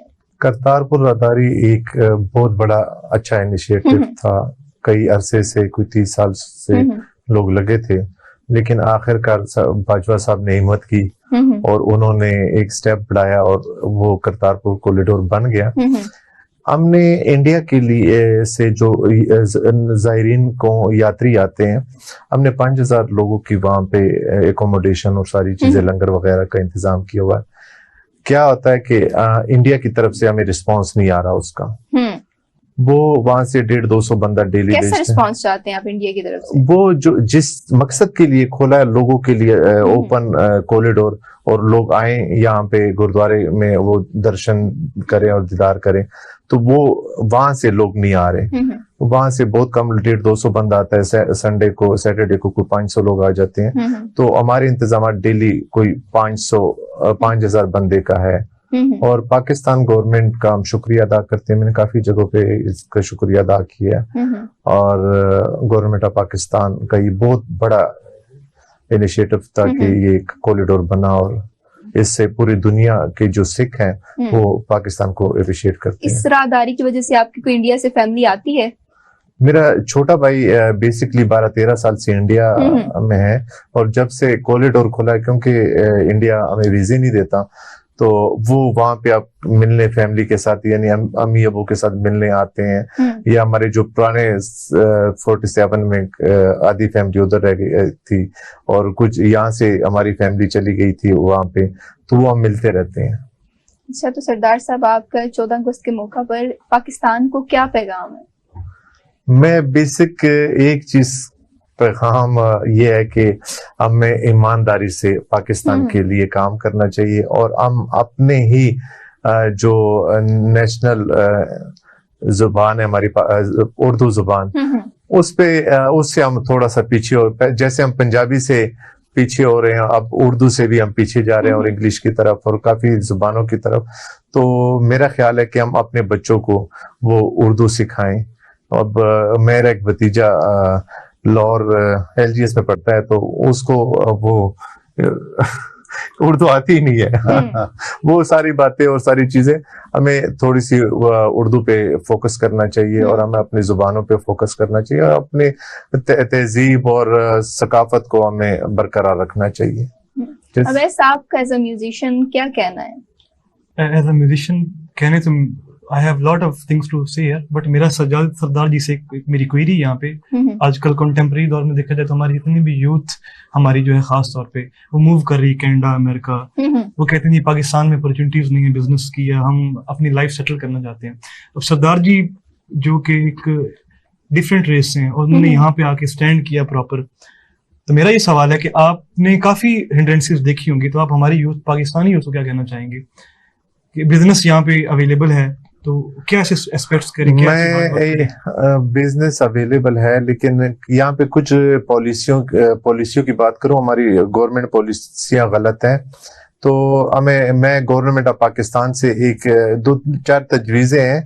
जैसे देखें, दुबई सिर्फ उनके पास कोई ऐसे तेल वगैरह के बाद वो आप ये समझे कि टूरिस्ट पे और इससे बिजनेस है। हमें टूरिस्ट पे थोड़ा सा काम करना चाहिए और बहुत सारे बिजनेस हैं पाकिस्तान में। आप कोई ऐसा बिजनेस उठा लें, जैसे हमारे कपड़े का है, पाकिस्तान में जितना अच्छा कपड़ा बनता है मेरे हिसाब से पूरी दुनिया में कहीं नहीं बनता। इसको प्रमोट करना चाहिए और हमें मेहनत करनी चाहिए अपने इस फील्ड में, किसी फील्ड में भी अपने पाकिस्तान में मेहनत करनी चाहिए और पाकिस्तान को आगे बढ़ाना चाहिए। और एक बात मैं ऐड कर दूं, बहुत सारे लोग कहते हैं पाकिस्तान में अपॉर्चुनिटीज नहीं, पाकिस्तान में ही तो अपॉर्चुनिटीज हैं। हाँ। और ये जो वो हमें नहीं पता। ये जो आपने इन बच्चे ने बात की ना कि लोग बाहर जा रहे हैं, ये ना हो कि खुदा ना खास्ता ऐसा हो कि फिर हमें पाकिस्तान के वीजे ओपन करने और लोगों को बाहर से बुला लें और फिर एक्चुअली मसला ये है, बाहर जाने में शायद इतनी बुराई ना हो, क्योंकि जी वहां से वो आपको भेजते हैं, रेमिटेंसेस आती हैं, लेकिन मसला है ब्रेन ड्रेन हो रहा है। ब्रेन ड्रेन जो है वो आप क्या बिल्कुल खोखला कर रहा है। हम यहाँ पे बच्चे को तैयार करते हैं और वो बच्चा, पैसे पाकिस्तान के लगते हैं, इन्वेस्टमेंट होती है, वो डॉक्टर बनता है, इंजीनियर बनता है, ये कुछ और किसी फील्ड में करता है। जब वो काबिल हो जाता है कि अब वो कंट्रीब्यूट करे सोसाइटी के लिए, तो वो बाहर चला जाता है। अब ये हमारा जो हो रहा है, इसको हमें देखना पड़े कि इन्वेस्टमेंट हमारी सब कुछ हमारा ही है का, और हम ये जो हम नहीं कर पा रहे कि उनको हम जेल नहीं कर सकते, उनको रोक नहीं सकते। और यहाँ पे अच्छा अपॉर्चुनिटीज हैं, यहाँ हैं। और मैं तो चूंकि मेरा ताल्लुक नौजवानों से है, मेरे स्टूडेंट आपकी उम्र के हैं और मैं उनसे बातचीत करता रहता हूँ। एक लड़का मुझे मिला हमारी इंजीनियरिंग से जो है ना फैकल्टी, उससे पढ़ा हुआ, उसकी बीवी भी वहां से पढ़ी हुई थी और वो सोलर पैनल्स लगा रहा था। मैंने उसे घर बुलाया करने के, मुझे नहीं पता था कि वो हमारी यूनिवर्सिटी का स्टूडेंट है। बातचीत हुई तो मैंने उससे पूछा, यार कमा कितना लेते हो? वो पहले अवॉइड करता रहा बताते हुए, लेकिन बड़ा जरूरी था। तो उसने कहा जी 1 मिलियन। मुझे 1 मिलियन पर ईयर, कहते पर मंथ, इससे ज्यादा कमाते हैं यार। अब अभी वो स्टार्ट किया वो 2-3 साल उन्होंने। बात ये है कि अगर वो 1 मिलियन पर मंथ कमा रहा है लड़का और पाकिस्तान में कमा रहा है, तो उसके लिए यही दुबई है, यही अमेरिका है। वहां जाकर क्या करना है? और यहाँ पे जो याशी और ईज ऑफ बिजनेस, बाकी मुझे नहीं पता, मुझे पता है बहुत सारे यहाँ पे डिसेबलर्स बैठे हुए हैं, वो लोगों को डिसेबल करते हैं। ईज ऑफ बिजनेस जितना पाकिस्तान में है, आप कोई काम शुरू करना चाहें चलो कर दो, कोई पूछता ही नहीं कि जी आपने ये दुकान यहाँ क्यों बनाई है, उसके साइज क्या है, सुबह कितने बजे खुलती है, शाम को कितने बजे बंद। अमेरिका में करके देख लें, किसी जगह 5 बजे ना बंद करें जुर्माना हो जाएगा, सुबह 9 बजे ना खोले जुर्माना हो जाएगा। अब 2-3 दिन से ज्यादा परमिशन लेके बंद करनी पड़ती है, ये बात कोई बताता ही नहीं। ऐसे ही है। और पूरी ड्यूटी, आप यूके की बात मैं आपको बता दूं कि बड़ी से बड़ी दुकान में 3 वर्कर हैं, अब मेरे दुकान पे 20 वर्कर हैं। तो पाकिस्तान में जितनी चीजें हैं वो कहीं पे भी नहीं है। वो अमीर तरीन समझता है कोई 3 वर्कर रखे, हाँ। अब एक आध वर्कर होता है और वो सारे काम खुद ही करते हैं। जितने अब मैं अगर जाऊं और वहां पे कुछ चीज खोलूं तो मुझे कपड़ा भी खुद खरीदना है, काम भी खुद करना है। यहाँ तो हम कुछ भी नहीं करते, कुछ भी नहीं करते। यहाँ तो हम अफसर बने रहते हैं। हाँ। अफसर बने रहते ऐसे ही है हम। और जो याशी है, मेरी बेटी ऑस्ट्रेलिया में, और वो आई तो घर में जाके गाड़ी पे बाजार गए, वापस आए तो मेरी बीवी उतरी है गाड़ी से और उसके अंदर चली। वो कहती है कि ये जो ग्रोसरी करके आए हैं, जो चीजें पड़ी हैं गाड़ी में, ये वो जो ड्राइवर लेके जा रहा है, तो यहीं पे पली बड़ी है, सब कुछ उससे ही है। ऐसा कहती है ये तो बड़ी ऐशी है आपकी, ये तो बड़ी ऐश है कि आप पाकिस्तान में आप गाड़ी से उतर के अंदर चलेंगे, there somebody else to bring that. चलो, और मैं आपको ऐसी ऐसी बातें बता सकता हूँ कि घर में बच्चा छोटा था, मेरे बेटे का बेटा, जो मेरा पोता, तो उसको फोन आया, उसने बच्चे को उठा, फोन आया, उसको फौरन जाना था। उसने बच्चे को मेरी वाइफ के यानी दादी के हाथ में यूं दिया, अम्मी जरा से पकड़ी, और उसने पकड़ लिया और वो निकल गया। मेरा दामाद था खड़ा जो कि ऑस्ट्रेलिया में, कहता है वाह भाई ये याशी क्या है, हमने कहीं जाना तो 2-2 हफ्ते हम प्लान करते हैं, who will stay there, who will take care of the child। और यहाँ पे जो joint family system little separated है हमारा, उसकी जो फायदे हैं, और दुनिया में यूं पकड़ाया दादी को, वो गया, और बाहर आप देखें वो कर ही नहीं सकते, ऐसे कुछ भी नहीं कर सकते। वो इसलिए तो एक एक बच्चा पैदा करते हैं, दूसरा वोट ही नहीं करते हैं। बेचारे बड़ी जल्दी बुढ़ापे में लोग मर जाते हैं, अपने घर में बच्चे ही नहीं पहुंचते, और वो 3-3 महीने उनकी लाशें सड़ जाती हैं, ऐसे ही है। बच्चे नहीं पहुंचते, कोई उनको मिलने नहीं आता। ये सारे मसले हैं उनके साथ। सरदार साहब, आपकी मजहबी आजादी के बारे में क्या राय है? मजहबी आजादी हमें 100% आजादी है, कोई इशू नहीं है। पाकिस्तान में हमें किसी किस्म की कोई इशू नहीं है, हर तरह की आजादी है। हम गुरुद्वारे खुले हैं, कोई हम फंक्शन करते हैं, उसमें कोई ऐसे रुकावट नहीं है कि कोई कहे कि यार ये आप लोग जुलूस नहीं निकाल सकते, कोई ऐसी बात नहीं है। बल्कि गवर्नमेंट सपोर्ट देती है, सिक्योरिटी देती है, ऐसी कोई ऐसी बात ही नहीं। आजादी के अलावा एक और बात है, ये कहीं भी जाते हैं, सड़क पे चले जाएं, किसी दुकान, मुझे पक्का यकीन है कि कोई बंदा जो है नहीं होगा जिनको सलाम ना ले और मुड़ के ना देखे, स्माइल ना दे, स्माइल ना दे, अच्छा मैं और सर की हाले, और ऑफर ना करे कोई चाय पानी। अच्छा प्रोफेसर साहब, मैं ग्लोरिया फेस 5 एक दिन कोई मेहमान आए सन न्यूजीलैंड तो मैं उन्होंने कॉफी पिलाई। हाँ। कॉफी पिलाई तो पीछे एक बंदा आके उन्होंने बिल देता, तो तुम मेरे मेहमान हो। मैं क्या, मैं भाई बोन पाकिस्तानी हूँ और ये मेरे मेहमान है। कह आप भी हमारे मेहमान है, फॉर फादर हमारे ऐसे ही थे। तो हम वो प्यार कभी भी पाकिस्तान के अलावा कहीं नहीं मिलता। हाँ, बहुत प्यार मिलता है। जैसे और ये जो टर्बन है ना, दिस इज अ साइन, बंदा रिलैक्स हो जाता है फौरन को काम।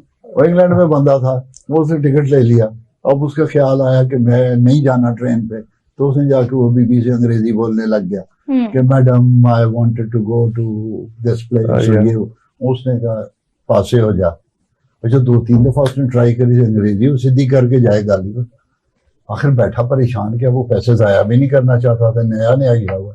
उसने कहा कि I saw a man with a turban. मैं खुश हो गया। वो आया कि सरदार जी मैं की करा। उन्होंने कहा की गल है, सारी बात पूछी। उन्होंने कहा ओके टिकट मुझे दो। सरदार जी गए, उसने उसको कहा टिकट बैक मनी बैक। उसने फट पैसे दिए, तो बात खत्म हो गई। वो ये है। अच्छा पंजाबी में आप बात कर लेते, and they are very supportive even outside. तो सिमिलरली यहाँ पे जो इनकी जो इज्जत है, मेरा ख्याल है एक नॉर्मल मुसलमान के से ज्यादा इनको इज्जत नहीं, बहुत इज्जत मिलती है, प्रोटोकॉल मिलता है हर जगह पे। मैं कल डीसी साहिबा के ऑफिस गया तो ऐसे ही उन्होंने डायरेक्टली बुला लिया, 2 मिनट में मेरी बात सुन के पहले प्रेफरेंस देंगे, प्रेफरेंस देते हैं हर जगह पे। अच्छा सरदार साहब, आपका क्या कहना है पाकिस्तान आज 14 अगस्त के मौका पर? पाकिस्तान एक खूबसूरत मुल्क है और मेरे पूरी दुनिया से ये है कि आप आए, पाकिस्तान को एक दफा विजिट जरूर करें। और पाकिस्तान जैसा मुल्क आपको दुनिया में कहीं नहीं मिलेगा। स्विट्जरलैंड के लोग बात करते हैं, लेकिन वहां पे आपको गाड़ियों में लोग मिलेंगे, आपको ऑन फुट कोई भी नहीं मिलेगा। यहाँ पे आए और आप लोगों की लोग इज्जत करेंगे और आपको एकोमोडेट करेंगे। नाज़रीन, इसी के साथ हमारा सेकंड सेगमेंट इख्तिताम पजीर हुआ और मिलते हैं छोटी सी ब्रेक के बाद।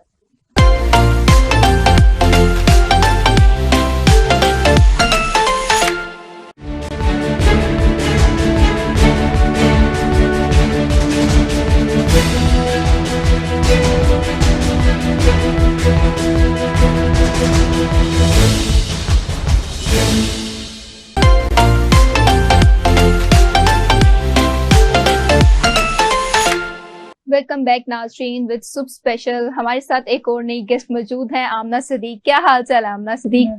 मैं बताती चलूं कि आमना सदीक म्यूजिकोलॉजी में रिसेंटली ग्रेजुएट हैं। आमना सदीक, क्या आपकी म्यूजिक की जर्नी है? अपने बचपन से ही स्टार्ट किया था म्यूजिक करना, लेकिन स्टार्ट मैंने एनसीआर के किया, लेकिन मैं बचपन से ही गाती हूँ। लाइक मैं नात खानी करती रही हूँ और मिली नगमा वगैरह पढ़ती रही हूँ। तो मैंने इंटर मेडिकल में किया हुआ है, एफएससी मेडिकल किया, देन मैंने म्यूजिक पे शिफ्ट किया, क्योंकि मैंने कहा म्यूजिक को पढ़ के करना चाहिए कि इसका बेसिक मतलब क्या है, इसको समझ के करना चाहिए। देन मैंने म्यूजिक में बीएस किया। नहीं, जैसे आप बता रही हैं कि आपने मेडिकल में किया इंटर, तो उसके बाद आपका इंटरेस्ट तब डेवलप हुआ या स्टार्टिंग से था? इंटरेस्ट मेरा स्टार्टिंग से था, लेकिन मुझे कोई पॉइंट मिल नहीं रहा था कि मैं कहाँ से स्टार्ट करूँ म्यूजिक को। तो देन मैंने कहा कि मुझे पता चला कि NC national college of arts music करवाते हैं, तो मैंने कहा मुझे बस बीएस म्यूजिक में ही करना है, इसके अलावा मुझे दूसरी स्टडी नहीं करनी। तो किस स्टाइल का म्यूजिक आप गाती हैं? मैं बेसिकली पंजाबी मॉडर्न म्यूजिक करती हूँ, मेरा पंजाबी स्टाइल है बेसिकली, तो जो कि मैं खुद लिखती हूँ, खुद कंपोज करती हूँ और खुद गाती हूँ। अच्छा, तो आज हमारे साथ आमना सदीक मौजूद है, तो इनका भरपूर फायदा उठाते हुए हम इनसे मिली नगमा सुनते हैं। जी आमना सदीक। ये वतन तुम्हारा है, तुम हो पास बाइस के, ये चमन तुम्हारा है, तुम हो नगमा खाइस के, ये वतन तुम्हारा है, तुम हो पास बाइस के, ये चमन तुम्हारा है, तुम हो नगमा खाइस के।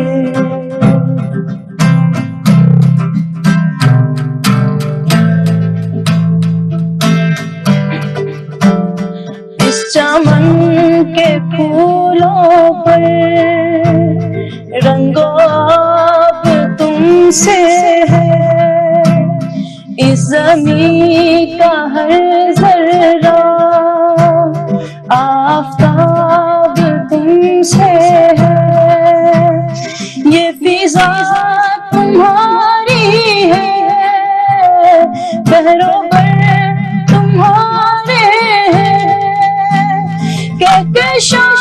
के ये जाने राह गुज़र तुम्हारे हैं, ये वतन तुम्हारा है, तुम हो पास बाइस के, ये चमन तुम्हारा है, तुम हो नगमा खाइस के। जबरदस्त आमना, जबरदस्त, बहुत खूब। आमना, ये बताएं कि आपने म्यूजिक पर अभी तक कितना काम किया और मजीद आप कितना काम करना चाहती हैं म्यूजिक पर? एक्चुअली मैं रिसेंट ग्रेजुएट हुई एनसी से 2022 में, तो उसके बाद जो अरसा रहा मेरे पास 1 साल, उसमें मैंने अपने एक एल्बम पे काम किया है, जो कि अभी ऑडियो उनकी वीडियोस पे मैंने मजीद करना है, और इंशाल्लाह उनको मैं जल्द से जल्द रिलीज भी करूंगी। मैंने एक तकरीबन ऑलमोस्ट 6 to 7 सॉन्ग्स पे किया हुआ है काम ऑडियोस पे। अब मैं आपकी तरफ आऊंगी कि पाकिस्तान में म्यूजिक को किस तरह से प्रमोट करना चाहिए? देखिए, फ्यू एस्पेक्ट्स हैं म्यूजिक को और आर्ट को, कल्चर को प्रमोट करने की। सरदार जी साहब बैठे थे आगे, तो मेरा दिल था मैं तब बात शेयर करता, बट उनके पास टाइम थोड़ा था। ये म्यूजिक एक ऐसी लैंग्वेज है जिसके थ्रू जो है ना हारमोनियस रिलेशन जो है ना हर रेस में जो है ना वो म्यूजिक एक ब्रिज है हर कल्चर के दरमियान। हर कल्चर का अपना म्यूजिक है। मॉडर्न जो म्यूजिक है वो लोग मॉडर्न लोग तो उसको बड़ा पोर्ट्रे कर रहे हैं, बड़ा उसको एक ह्यूज लेवल पे लेके जा रहे हैं, लेकिन हमारे पाकिस्तान में आर्ट रिस्पेक्टिवली म्यूजिक और दूसरी जितनी भी आर्ट से जिनका ताल्लुक है एलिमेंट्स हैं उसको प्रमोट एक हद तक किया जाता है, उतना ज्यादा किया नहीं जाता। चंद एस्पेक्ट्स हैं, गवर्नमेंट से मैं रिक्वेस्ट करूंगा कि देखिए यहाँ ढेर सारे आर्टिस्ट पड़े हैं, कुछ बेचारे पॉवर्टी की वजह से जो है ना अपनी आर्ट को निखार नहीं सके, कुछ यहाँ पे हमारे पास इंस्टीट्यूशन इतनी ज्यादा नहीं है कि हर जो है ना वो एक आर्टिस्ट का जो आर्ट फॉर द सेक चलना चाह रहा है, जो आर्ट पसंद करता है, जो आर्ट करना चाह रहा है, उसको मौका मिले। अपॉर्चुनिटीज प्रोवाइड करनी चाहिए। लोकल आर्टिस्ट जितने भी हैं उनको हो सके तो अगर उनमें अगर कोई उनमें आप देखें कोई एक अच्छा एस्पेक्ट देखें तो उसको आप बस फॉर्मेट करें। मेरी गवर्नमेंट से रिक्वेस्ट है। 14 अगस्त के हवाले से आपका क्या कहना है आमना? आपका 14 अगस्त ऑफ कोर्स हम मिली नगमा वगैरह पढ़ते हैं, तराने हम पढ़ते हैं, क्योंकि मेरी स्कूलिंग भी थी, तो जब मैं उसके बाद मेरा कॉलेज आया तो कॉलेज लेवल पे भी हम लोग मिली नगमा का जो हमारा शो होता था उसमें हम परफॉर्म करते थे। तो अभी भी हमें ऐसे ही होता है कि हम जो 14 अगस्त आता है तो हम मिली नगमा वगैरह पढ़ते हैं। अच्छा प्रोफेसर साहब, मैं आपकी तरफ आऊंगी कि स्कूल कॉलेजेस में यूनिवर्सिटीज में म्यूजिक को प्रमोट करना चाहिए, और अगर करना चाहिए तो किस हद तक करना चाहिए? एक्चुअली म्यूजिक से ताल्लुक को बनाना चाहिए। जो कौमें तरक्की करती हैं वही ये आर्ट एंड कल्चर की तरफ आते हैं, उन्हीं में आर्टिस्ट पैदा होते हैं। जो सिर्फ रोटी कपड़े के चक्कर में हों वो तो बेचारे को बस टाइम ही नहीं होता। लेकिन इसमें थोड़ा सा हमें फर्क डालना है। पहला तो फर्क ये है कि एक होता है म्यूजिक जिसे हम ट्रेडिशनल कहते हैं, वो ट्राइबल कहते हैं, या इलाकाई कहते हैं, रीजनल कहते हैं, और एक होता है फ्लर्टियस। हमें फ्लर्टियस की तरफ नहीं जाने देना चाहिए। People should understand the difference between the two. हमारी प्रॉब्लम ये है कि हम म्यूजिक को म्यूजिक कहते हैं। अब हालांकि म्यूजिक तो फौज में भी होता है, उधर भी ड्रमिंग होती है, उधर हमारे तो परेड ही उसके ऊपर होती है। और जो इस तरह का म्यूजिक होता है जंगी सॉर्ट ऑफ, उसको तो आप हराम नहीं कह सकते ना। तो अब लोग कहते भी कि वो ठीक है, बट द पॉइंट इज कि हमें इस पे थोड़ा सा फर्क करना चाहिए। अच्छा, जो आपने कहा कि फ्लर्टियस्ट म्यूजिक जो होता है, हमारी नौजवान नस्ल इससे बड़ा मुतासिर होती है, इसको कैसे दूर रखा जाए इससे? मुतासिर क्या होना है, फ्लर्टियस के साथ डांसर्स जो है वो ज्यादा फ्लर्टियस। वो म्यूजिक है इतना काम और डांस। दूसरा एक काम जो ये भी बच्चे हैं और बहुत सारी दुनिया जो, इनसे मेरी एक रिक्वेस्ट है कि आप म्यूजिक में इंटरेस्ट है, जरूर आप अपना शौक पूरा करें। कोई आर्टिस्ट है, कोई तस्वीरें बनाना चाहता है, वो जरूर करे। कोई और भी आपका शौक है, लेकिन अवॉइड करें, प्रोफेशन ना बनाए इसे। रोटी इससे ना कमाए। उसकी वजह रोटी जो कमाना है ना, कोई होता है मोहम्मद रफी और मेहदी हसन, बिल्कुल everybody can't be. Same is the case with the cricketers और प्लेयर। कोई होता है, अब मैं किसका नाम लूं, जो मेरा जो क्रिकेटर्स हैं मशहूर। अब बाकी हम सब ये तो नहीं कह सकते क्रिकेट ना खेलो, क्रिकेट खेलो, शौक से खेलो, लेकिन अगर क्रिकेट को तुम अपना वो बनाओगे source of income, bread and butter earning के लिए, तो मार खाओगे। और जो शायर है उनके साथ क्या होता है, यही होता है। वो शायर कहता है मुशायरे में पैसे मिल जाएंगे, उसे रोटी क्या चाय भी नहीं चलती, वाह मिलती बहुत ज्यादा वहाँ पे। वाह से काम नहीं ना चलता। अच्छा, अब इसको जरा डिफरेंशिएट करना बहुत जरूरी है। You should go for a profession जहाँ पे पैसे कमाए जाते हैं, बिजनेस करे, मार्केटिंग करे, उसमें से कुछ टाइम निकाल के अपना ये शौक भी पूरा करें और जाके प्ले भी करें सब कुछ। लेकिन अगर आपने कहा कि मैंने ये सितार बजा के ही, या जो इसको क्या कहते हैं, गिटार, और मेरे तो ये हालात है, मुझे सितार गिटार में फर्क नहीं पता। अच्छा, गिटार या सितार बजा के ही आपने पैसे कमाने हैं, तो आई एम सॉरी, आप भूखे ही रहेंगे। और सर सॉरी, जो दादा अब्बा की जमीनें हैं ना, वो भी बिक जाएंगी। सॉरी, मैं आपकी जो है ना वो बिल्कुल बातें मेरे अब्बा जान की तरह, तो मैं अक्सर अब्बा जान को जो है ना वो उनके सामने पॉइंट्स रख रहा होता हूँ कि अब्बा जान, अब things has been changed, so the music has been changed. पहले ये होता था जो है ना, पुराने दौर में मोहम्मद रफी साहब या मेहदी हसन खान साहब के दौर में यूट्यूब या इंस्टाग्राम या टिकटॉक का प्लेटफॉर्म नहीं होता था, तो आवाजें लगा के प्रैक्टिस कर करके बड़े चंद 100 में से 1-2 बंदे जो है ना वो फाइनल आर्टिस्ट जिनको लोग जो है ना पसंद करते थे। जबकि अब टाइम चेंज हो चुका है। अब सर आई होप कि आपकी नॉलेज में बात होगी, या अगर नहीं है तो an apology from my side, कि यूट्यूब, इंस्टाग्राम, टिकटॉक, स्पॉटिफाई, ये आज ऐसे प्लेटफॉर्म्स हैं, अगर आप उस पे गाने लगाते हो, सबसे ज्यादा व्यूअरशिप गानों की है। अगर व्यूअरशिप आपको मिल जाए तो this means you are earning in dollars. That is correct. और वो इतने ज्यादा है कि आपका जो लिविंग स्टाइल है ना सर, वो बड़ा अच्छा मतलब रह सकता है। लॉट ऑफ सिंगर्स में मिसालें दे सकता हूँ। आप कमाएं उससे, ठीक है जी सर, डॉलर्स में कमाएं, हजारों लाखों मिलियंस कमाएं जी सर, लेकिन अपना प्रोफेशन जो है ना वो दूसरा रखें, कर दे भी खुश, दिल भी खुश। अच्छा, बेहतर हो गया सर। आमना और अवैस यहाँ पर मौजूद हैं, तो उनका भरपूर फायदा उठाते हुए मैं इनसे अपनी पसंद का मिली नगमा सुनना चाहूंगी, मेरा पाकिस्तान है। आप दोनों मिलके तेरा पाकिस्तान है, ये मेरा मेरा पाकिस्तान। पाकिस्तान अच्छा, है, ये तेरा पाकिस्तान। हम जरूर। कोशिश कर सकते हैं इकट्ठे ड्यूट गाने की जी।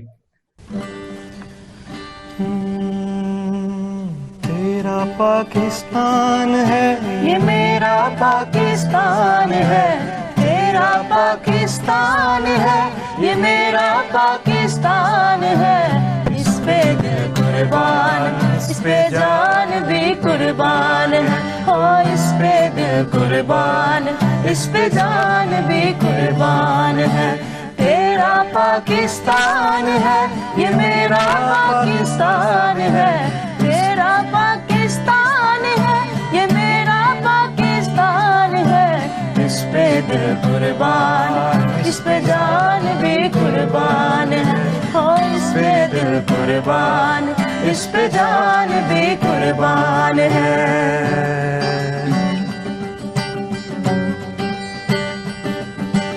इसकी बुनियादों में है तेरा लहू मेरा लहू, इसकी बुनियादों में है तेरा लहू मेरा लहू। इससे तेरी आबरू है, इससे मेरी आबरू, इससे तेरा नाम है, इससे मेरी पहचान है। इससे तेरा नाम है, इससे मेरी पहचान है।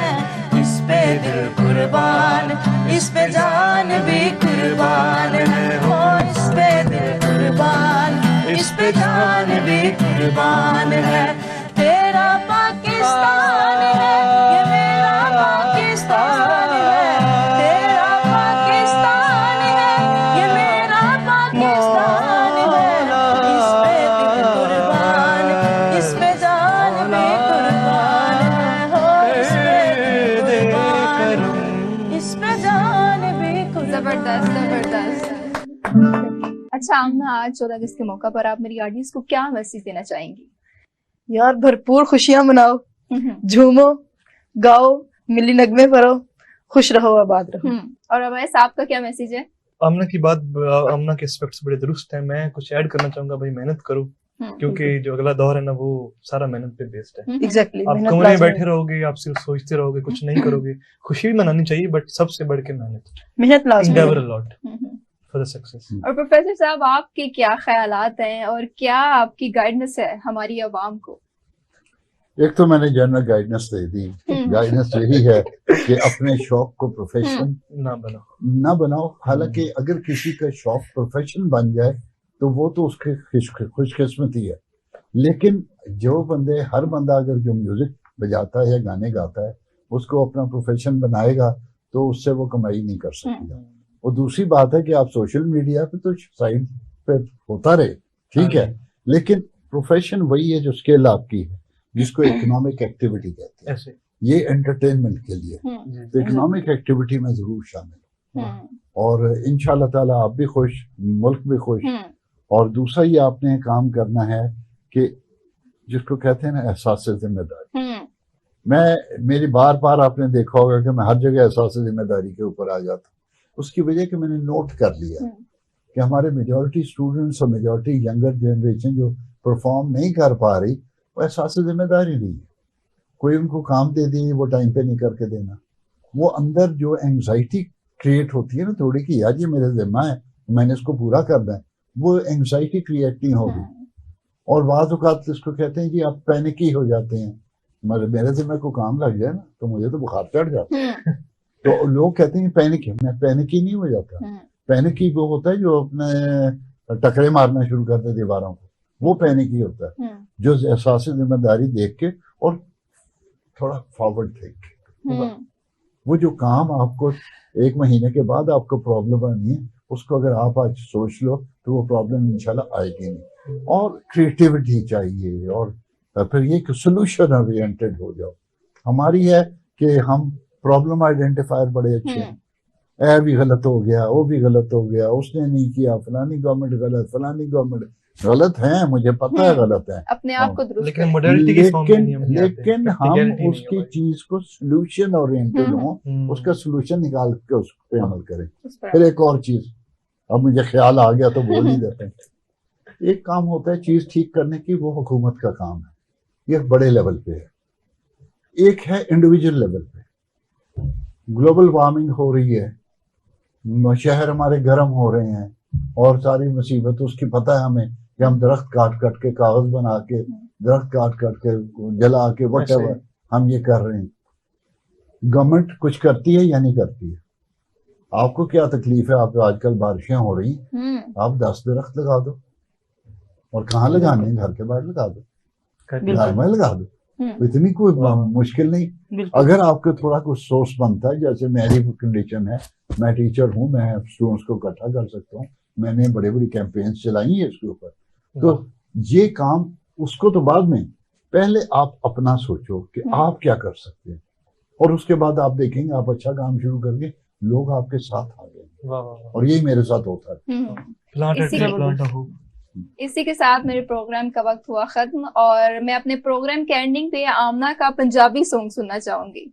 जरूर जरूर। एक्चुअली ये गाना जो है, इसमें मैंने खुद लिरिक्स ऐड किए हैं। बेसिकली ये गाना मुसरत नजीर साहिबा ने गाया हुआ है, सूहे विचिरे वाले हमें के लिए। हाँ। तो इसको मैंने जरा रिन्यू किया हुआ है।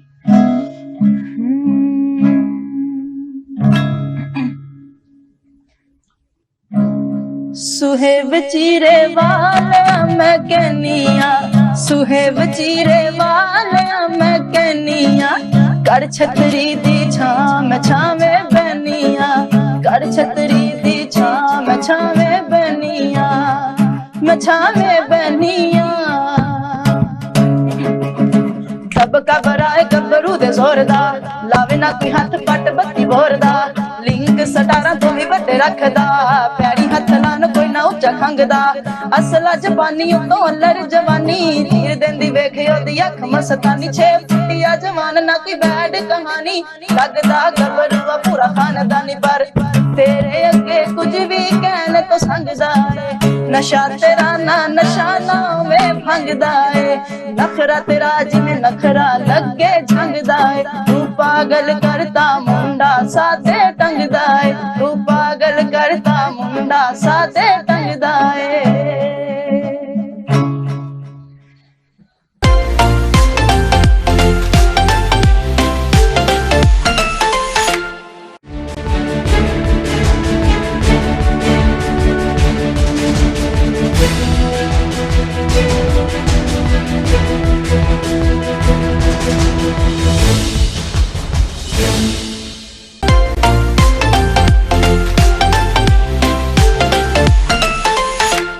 वेलकम बैक नाज़रीन विद सुब स्पेशल। हमारे साथ मौजूद हैं पाकिस्तान के world tallest cricketer Mohammad Irfan, जिन्होंने T20 और बहुत सारे मैचेस में पाकिस्तान को रिप्रेजेंट किया है। जी मोहम्मद इरफान, क्या हाल चाल है आपके? अल्हम्दुलिल्लाह ठीक ठाक। इसी के साथ साथ हमारे साथ अली हुसैन हाशिम और इनकी बेटी मौजूद है। जी अली हुसैन, क्या हाल है आपके? अल्हम्दुलिल्लाह। मोहम्मद इरफान, मैं आपकी तरफ पहले आऊंगी कि कैसा महसूस होता है आपको पाकिस्तान को रिप्रेजेंट करके?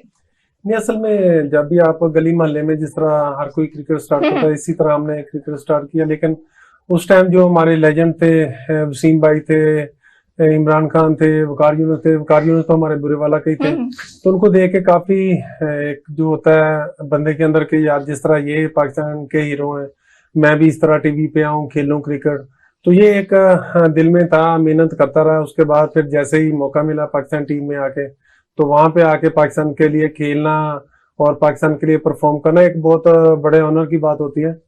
तो जैसे ही पाकिस्तान का मुझे पता चला कि मेरा नाम पाकिस्तान टीम में आ रहा, तो यकीन माने 2-3 दिन मुझे नींद नहीं आई थी जब तक मेरा मैच का पहला डेब्यू नहीं हो गया था। तो ये बड़ा एक बंदे के अंदर जो भी किसी भी शोबे में हो, तो लेकिन जब भी आप पाकिस्तान के लिए कोई अच्छा काम करने जा रहे होते हैं तो बड़ी ज्यादा एक्साइटमेंट होती है, तो और वो उसकी बातों में आप फीलिंग बता नहीं सकते, तो इतनी ज्यादा खुशी थी। अच्छा मोहम्मद इरफान, आपने कैसे क्रिकेट का स्टार्ट लिया? क्रिकेट का स्टार्ट ऐसे जिस तरह गली मोहल्लों में सारे टेंस बॉल से क्रिकेट खेलते हैं, इस तरह के फिर हमारा छोटा सा कस्बा है बुरेवाला के पास ही है, गोगो मंडी, वहां से मैं एक गांव में रहता था, वहां पे क्रिकेट खेलता था, पहले टेनिस बोलता था, उसके बाद हार्डबॉल स्टार्ट की। तो उसके बाद मैं वहां पे काफी मेहनत करता रहा, लेकिन एक छोटा कस्बा होने की वजह से ज्यादा इतना, वो एक मिसाल है पंजाबी की कि जंगल में मोर ना आज तक किसने देखा, तो वो वहां पे इतना हाइप नहीं थी ना, इतना मतलब कि शो हो रहा था कि मैं क्या कर रहा हूँ, किधर खेल रहा हूँ। उसके बाद फिर मैं आया लाहौर। तो जैसे ही मैं लाहौर आया हूँ तो यहाँ पे आके मैंने क्लब मैच खेले हैं, यहाँ पे मेरी परफॉर्मेंस थी, क्योंकि हर क्लब मैच में कोई ना कोई टेस्ट प्लेयर, पाकिस्तानी प्लेयर खेल रहा होता है लाहौर में, इतनी ज्यादा क्रिकेट है, और जो वहां पे गुजरने वाले वो देखते हैं मैच। तो वहां पे आने से सबसे पहले जब था मैं यहाँ पे आया था लाहौर, तो मेरे पास रहने की जगह नहीं थी मेरे पास, तो वो पहले टेंशन थी, लेकिन मैं आ गया अल्लाह का नाम लेके, चलो चलते हैं वहां पे क्रिकेट खेलते हैं, देखें जो अल्लाह ताला ने किया। उसके बाद फिर नसर भाई हैं जिन्होंने मुझे अपने घर रखा, वहां पे अपने भाइयों की तरह मुझे ट्रीट किया, इनके पास रहा हूँ। फिर आके मैं एकेडमी में आकब भाई और आमर सुहेल, उन्होंने मुझे बहुत ज्यादा सपोर्ट किया। आपने किस एकेडमी से अपना स्टार्ट लिया? मैं PNT यमखाना से लाहौर में खेला हूँ, और गगू मंडी में, गगू मंडी के नाम से क्रिकेट क्लब था, वहां से मैं खेलता रहा हूँ। अच्छा। तो जैसे ही मैं फिर यहाँ पे लाहौर आके मैंने क्रिकेट स्टार्ट किया प्रॉपर एक जो प्रोफेशन तरीके से, तो एकेडमी में मुझे बुलाया गया, वहां पे आकब भाई कोई थे, उन्होंने बहुत सपोर्ट किया, और साथ थे आमर सुहेल भाई, उन्होंने बहुत ज्यादा मुझे सपोर्ट किया था। उनकी सपोर्ट की वजह से आज अल्लाह ताला ने इतनी इज्जत दिया, मैं पाकिस्तान टीम में आया, परफॉर्म किया, डोमेस्टिक में परफॉर्म किया। तो ये फिर एक प्रोसीजर था जिसके थ्रू मैं पाकिस्तान टीम में आया हूँ। अच्छा, मैं अब अली हुसैन हाशमी की तरफ बढ़ूंगी, जो कि म्यूजिक डायरेक्टर है और सिंगर है, आगे से उनकी बेटी भी सिंगर है, अपनी बेटी को भी वैसे ही प्रमोट कर रहे हैं। जी अली हुसैन हाशमी, क्या हाल चाल है आपके? जी अल्हम्दुलिल्लाह। तो कैसे आपने अपने म्यूजिक का स्टार्ट लिया, क्या आपका बैकग्राउंड है म्यूजिक का? एक्चुअली जब मैं तकरीबन 6 साल का था, मुझे शौक था, क्योंकि मेरे फादर उस्ताद सलामत अली, और वैसे मैं काफू फैमिली से हूँ, तो उनकी वजह से वैसे मुझे बहुत शौक था, लेकिन फैमिली की तरफ से सपोर्ट नहीं था मुझे, मॉम की तरफ से। लेकिन मुझे शौक इतना ज्यादा था कि मुझे घर छोड़ना पड़ा उसके लिए। तो I was actually I think just 12 years old at that time, जब मैंने लीव किया घर। तो जब मैं वापस आया तो मैं 23 का था, और अल्हम्दुलिल्लाह मैं एक म्यूजिक डायरेक्टर था, और मैंने इंडिया के तकरीबन 2 से 3 ट्रैक कर चुका था मैं म्यूजिक के। जब आप इतने सालों बाद आए तो आपकी फैमिली ने आपको एक्सेप्ट कर लिया? मॉम को थोड़ा सा टाइम लगा, जब उन्हें पता चला कि हाँ भाई अब ये थोड़ा सा फेमस है, अब ये कर रहा है काम, तो फिर उन्होंने कहा कि अच्छा अब तुम यही करना चाहते हो तो ठीक है। आखिर कितने साल दूर रहेंगी, माँ थी। तो लेकिन अब ये चीज है कि मेरी बेटी को शौक है, तो मैं इसको हर तरह से जो है ना सपोर्ट करता हूँ, कि जितना सपोर्ट मुझे नहीं मिला वो सपोर्ट मैं सब इसको करता हूँ। ऐमन हाशमी, आप कौन सी क्लास में पढ़ती हैं? KG sunflower. अच्छा, तो मैंने सुना है कि आपने रिसेंटली मिली नगमा गाया है, तो ये सिंगिंग का शौक आपको कहाँ से हुआ, अपने फादर से, और स्टार्ट कब आपने लिया? मुझे बचपन से शौक था कि मैं आपका तो अभी बचपन ही है, अभी तो आप बड़ी हुई नहीं।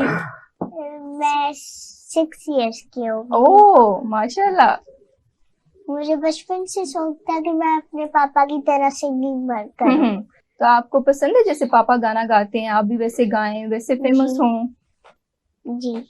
तो आपकी तो बड़ी टिकटॉक वीडियो भी वायरल हुई है, तो उसके बारे में आप क्या कहना चाहेंगे? आपको खुशी महसूस होती है जब आपको लोग जानते हैं कि ये तो वही ऐमन है जिसकी टिकटॉक पर वीडियोस आती हैं? जी, ये स्कूल की स्टार है। अच्छा, स्कूल की स्टार है। तो ऐमन, आपको स्कूल में थोड़ा सा ज्यादा प्रोटोकॉल मिलता है कि आपको सारे ज्यादा प्यार करते हैं, आपकी टीचर्स के? ऐमन तो बड़ा अच्छा, टीचर सबसे ज्यादा मुझे प्यार करती है। ओह, क्योंकि आप सिंगर हैं, गाना गाती हैं, तो आपको कैसा महसूस होता है ऐमन? बहुत अच्छा। ओह, तो अपने बाबा की तरफ देख के और मजीद क्या सीख रही हैं आप? मैं गाने सीख रही हूँ, और अभी गिटार भी स्टार्ट किया है मैंने। अच्छा, तो ये आपके साथ टिकटॉक वीडियो बनाती है, और आप इसे कैसे इन्हें प्रमोट करते हैं? हम लोग एक्चुअली ना, हमारा जो है वो दोस्तों वाली बात है। मैं नहीं चाहता कि लाइक मैं घर में एंटर हूँ तो ऐमन डर के रह जाए कि वो मेरे बाबा आ गए हैं, इस टाइप की चीज। हम लोग बिल्कुल दोस्तों की तरह है। लाइक मेरी बेटी मुझसे अपनी हर बात शेयर कर सकती है, कोई ऐसी बात हो जिससे वो डरे भी ना, कोई भी बात हो मुझसे शेयर कर सकती है। तो इस तरह की कि मेरे घर में दोस्ती है मेरी बेटी के साथ। मोहम्मद इरफान, आपको कैसा महसूस होता है जब आप पाकिस्तान को रिप्रेजेंट करते हैं और एक प्राउड मोमेंट होता है, तो आप क्या फील करते हैं अदर कंट्रीज में जाकर? नहीं, जैसे हम दूसरी कंट्री में जाके पाकिस्तान के एम्बेसडर होने की वजह, मतलब कि ये समझ के हमारा एक जो होता है पीस का और दूसरा एक पैगाम होता है दूसरी कंट्री के लिए। हमने वहां पे जाके खेलना, फिर वहां पे जाके परफॉर्म करना, और सबसे पहले जो है होता है कोई भी नाम लेने से पहले सबसे पहले आता है कि पाकिस्तान। अगर पाकिस्तान है, पाकिस्तान ने हमें इतनी इज्जत दी है, वहां पे जाके फिर एक जो अंदर का एक जज्बा होता है खेलने का, वो एक अलग ही होता है। वो आप कहते हैं ग्राउंड में ही आप दिखा सकते हैं, अगर आपने मतलब कि जो है उसके तासरात हैं जो है वो आप जुबान से बयान नहीं कर सकते। तो बड़ा एक प्राउड मोमेंट होता है। उसके बाद फिर जब आप परफॉर्म करते हैं, फिर जब वापस आते हैं, जो यहाँ के लोग होते हैं हमें जिस तरह वेलकम करते हैं, तो ये एक बड़ी अच्छी फीलिंग आती है। फिर आपका और ज्यादा दिल करता है कि आप पाकिस्तान के लिए और खेलें और अच्छा परफॉर्म करें। तो ये एक बहुत प्राउड मोमेंट होता है, क्योंकि 22-24 करोड़ हमारी आवाम है, उसमें से 15-20 लड़कों ने खेलना पाकिस्तान के लिए, तो बहुत ज्यादा प्राउड होता है। अच्छा, तो मोहम्मद इरफान, जैसे कि आज 14 अगस्त है, तो आप कैसे 14 अगस्त मनाएंगे और पिछली 14 अगस्त आपने कैसे मनाई? लास्ट टाइम तो मैं आउट ऑफ कंट्री था, लास्ट ईयर, तो इस दफा इधर पाकिस्तान में हूँ। तो जिस तरह फैमिली के साथ, बच्चों के साथ घर में झंडा लगाते हैं, फिर जिस तरह हमें छोटे होते शौक होता था, इस तरह अभी बच्चों को शौक है कि वो झंडियां लगाएं, पाकिस्तान के परचम लगाएं, तो उनके साथ ही सेलिब्रेट करेंगे वहां पे गाड़ी। मोहम्मद इरफान, आपके बारे में सुना गया है कि आपको अमेरिका से ऑफर हुई, तो उसके बारे में आपकी क्या राय है? आपके असल में जैसे मैंने क्रिकेट पहले स्टार्ट की थी, वो तो मुझे शौक था क्रिकेट का, तो लेकिन बीच में आके मैं गया था पाकिस्तान आर्मी में, वहां पे मैं अटक अटली सेंटर में वहां पे एज ए प्लेयर गया था बास्केटबॉल के। हाइट होने की वजह से मुझे किसी कोचेस ने देखा था, तो वो मुझे लेके गए थे वहां पे खेलने के। मुझे इतना आता नहीं था, लेकिन उन्होंने मुझे ये बताया था कि आपने बॉल के, क्योंकि मैं क्रिकेट खेलने की वजह से मुझे कैचिंग अच्छी थी, मुझे बॉल कैच करना आता था, तो वो बॉल बड़ा होता थोड़ा, वो मैं कैच करता था और रिंग को मेरा हैंड टच होता था, तो मैं आराम से रिंग में बॉल डाल देता। यानी तो कि आपको लंबे होने के बहुत सारे फायदे हैं। अच्छा, आपको फायदे, इसके बहुत ज्यादा लंबे होने के फायदे क्या है, नुकसानात क्या है आपको? इसमें क्रिकेट में तो मुझे बहुत ज्यादा फायदा हुआ है। तो लेकिन जैसे मैं पहले नहीं खेला था, इंटरनेशनल लेवल पे नहीं आया था, तो शुरू में जो थे कि मतलब जब आपने कहीं भी शॉपिंग करने जाना, आपके ना शूज मिलते थे, ना आपके साइज की। ये तो एक बहुत बड़ा मसला है। तो फिर इसको आप कैसे फेस करते हैं? कहाँ से अपने स्पेशल जूते बनाते हैं, स्पेशल पैंट्स लेते हैं? अभी तकरीबन जैसे ही पाकिस्तान खेल गया हूँ तो हर चीज इजी हो गया, लेकिन पाकिस्तान खेलने से पहले जब मैं लोकल लाइफ में था, उस टाइम मुश्किल होता था। तो उस टाइम जो भी हैंडमेड चीजें होती थी, जिस तरह लगा लें आप शूज वगैरह कोई हैंडमेड बनाता है, जो भी मतलब आपने पसंद के नहीं, उसमें कोई डिजाइन नहीं पसंद कर सका, आप जो बना वो आप पहन लेते थे, तो वही मैं पहनता था। लेकिन पाकिस्तान खेलने के बाद मेरे पास इतने शूज हैं, वो शूज किसी और को नहीं आते। तो ये इस तरह अल्लाह ताला ने इज्जत दी है। अच्छा इरफान, आपने कहा कि लास्ट टाइम मैं 14 अगस्त को पाकिस्तान में नहीं था, तो आपके अब के 14 अगस्त मनाने में और बचपन की जब आप फेमस नहीं थे तब के 14 अगस्त में क्या डिफरेंस है?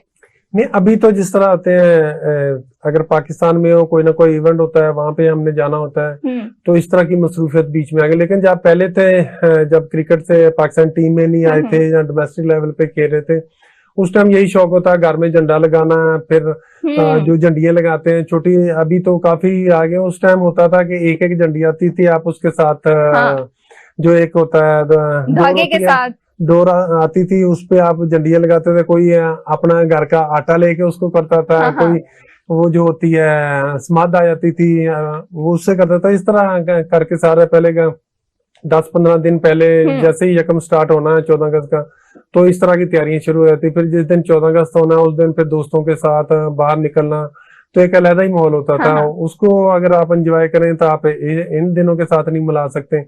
अगर आप इस चीज को देखें तो वो मुख्तलिफ है, लेकिन हर चीज का टाइम एक अलग होता है। लेकिन उसमें ज्यादा आपके पास प्यार मोहब्बत और दूसरी चीजें थी, सारे इकट्ठे होते थे। लेकिन जैसे ही अभी बड़े हो गए हैं और पाकिस्तान में माशाल्लाह पाकिस्तान के स्टार बन गए हैं, तो अभी थोड़ा लाइफ भी थोड़ी बिजी हो गई है। आपके पास टाइम कम होता है। जब भी आपका टाइम होता है आपकी कोशिश होती है कि फैमिली के साथ कहीं बाहर खेलने चल जाएं या साथ उनको साथ लेकर घूमने फिरने चल जाएं, इस तरह की मसरूफियत रहती है।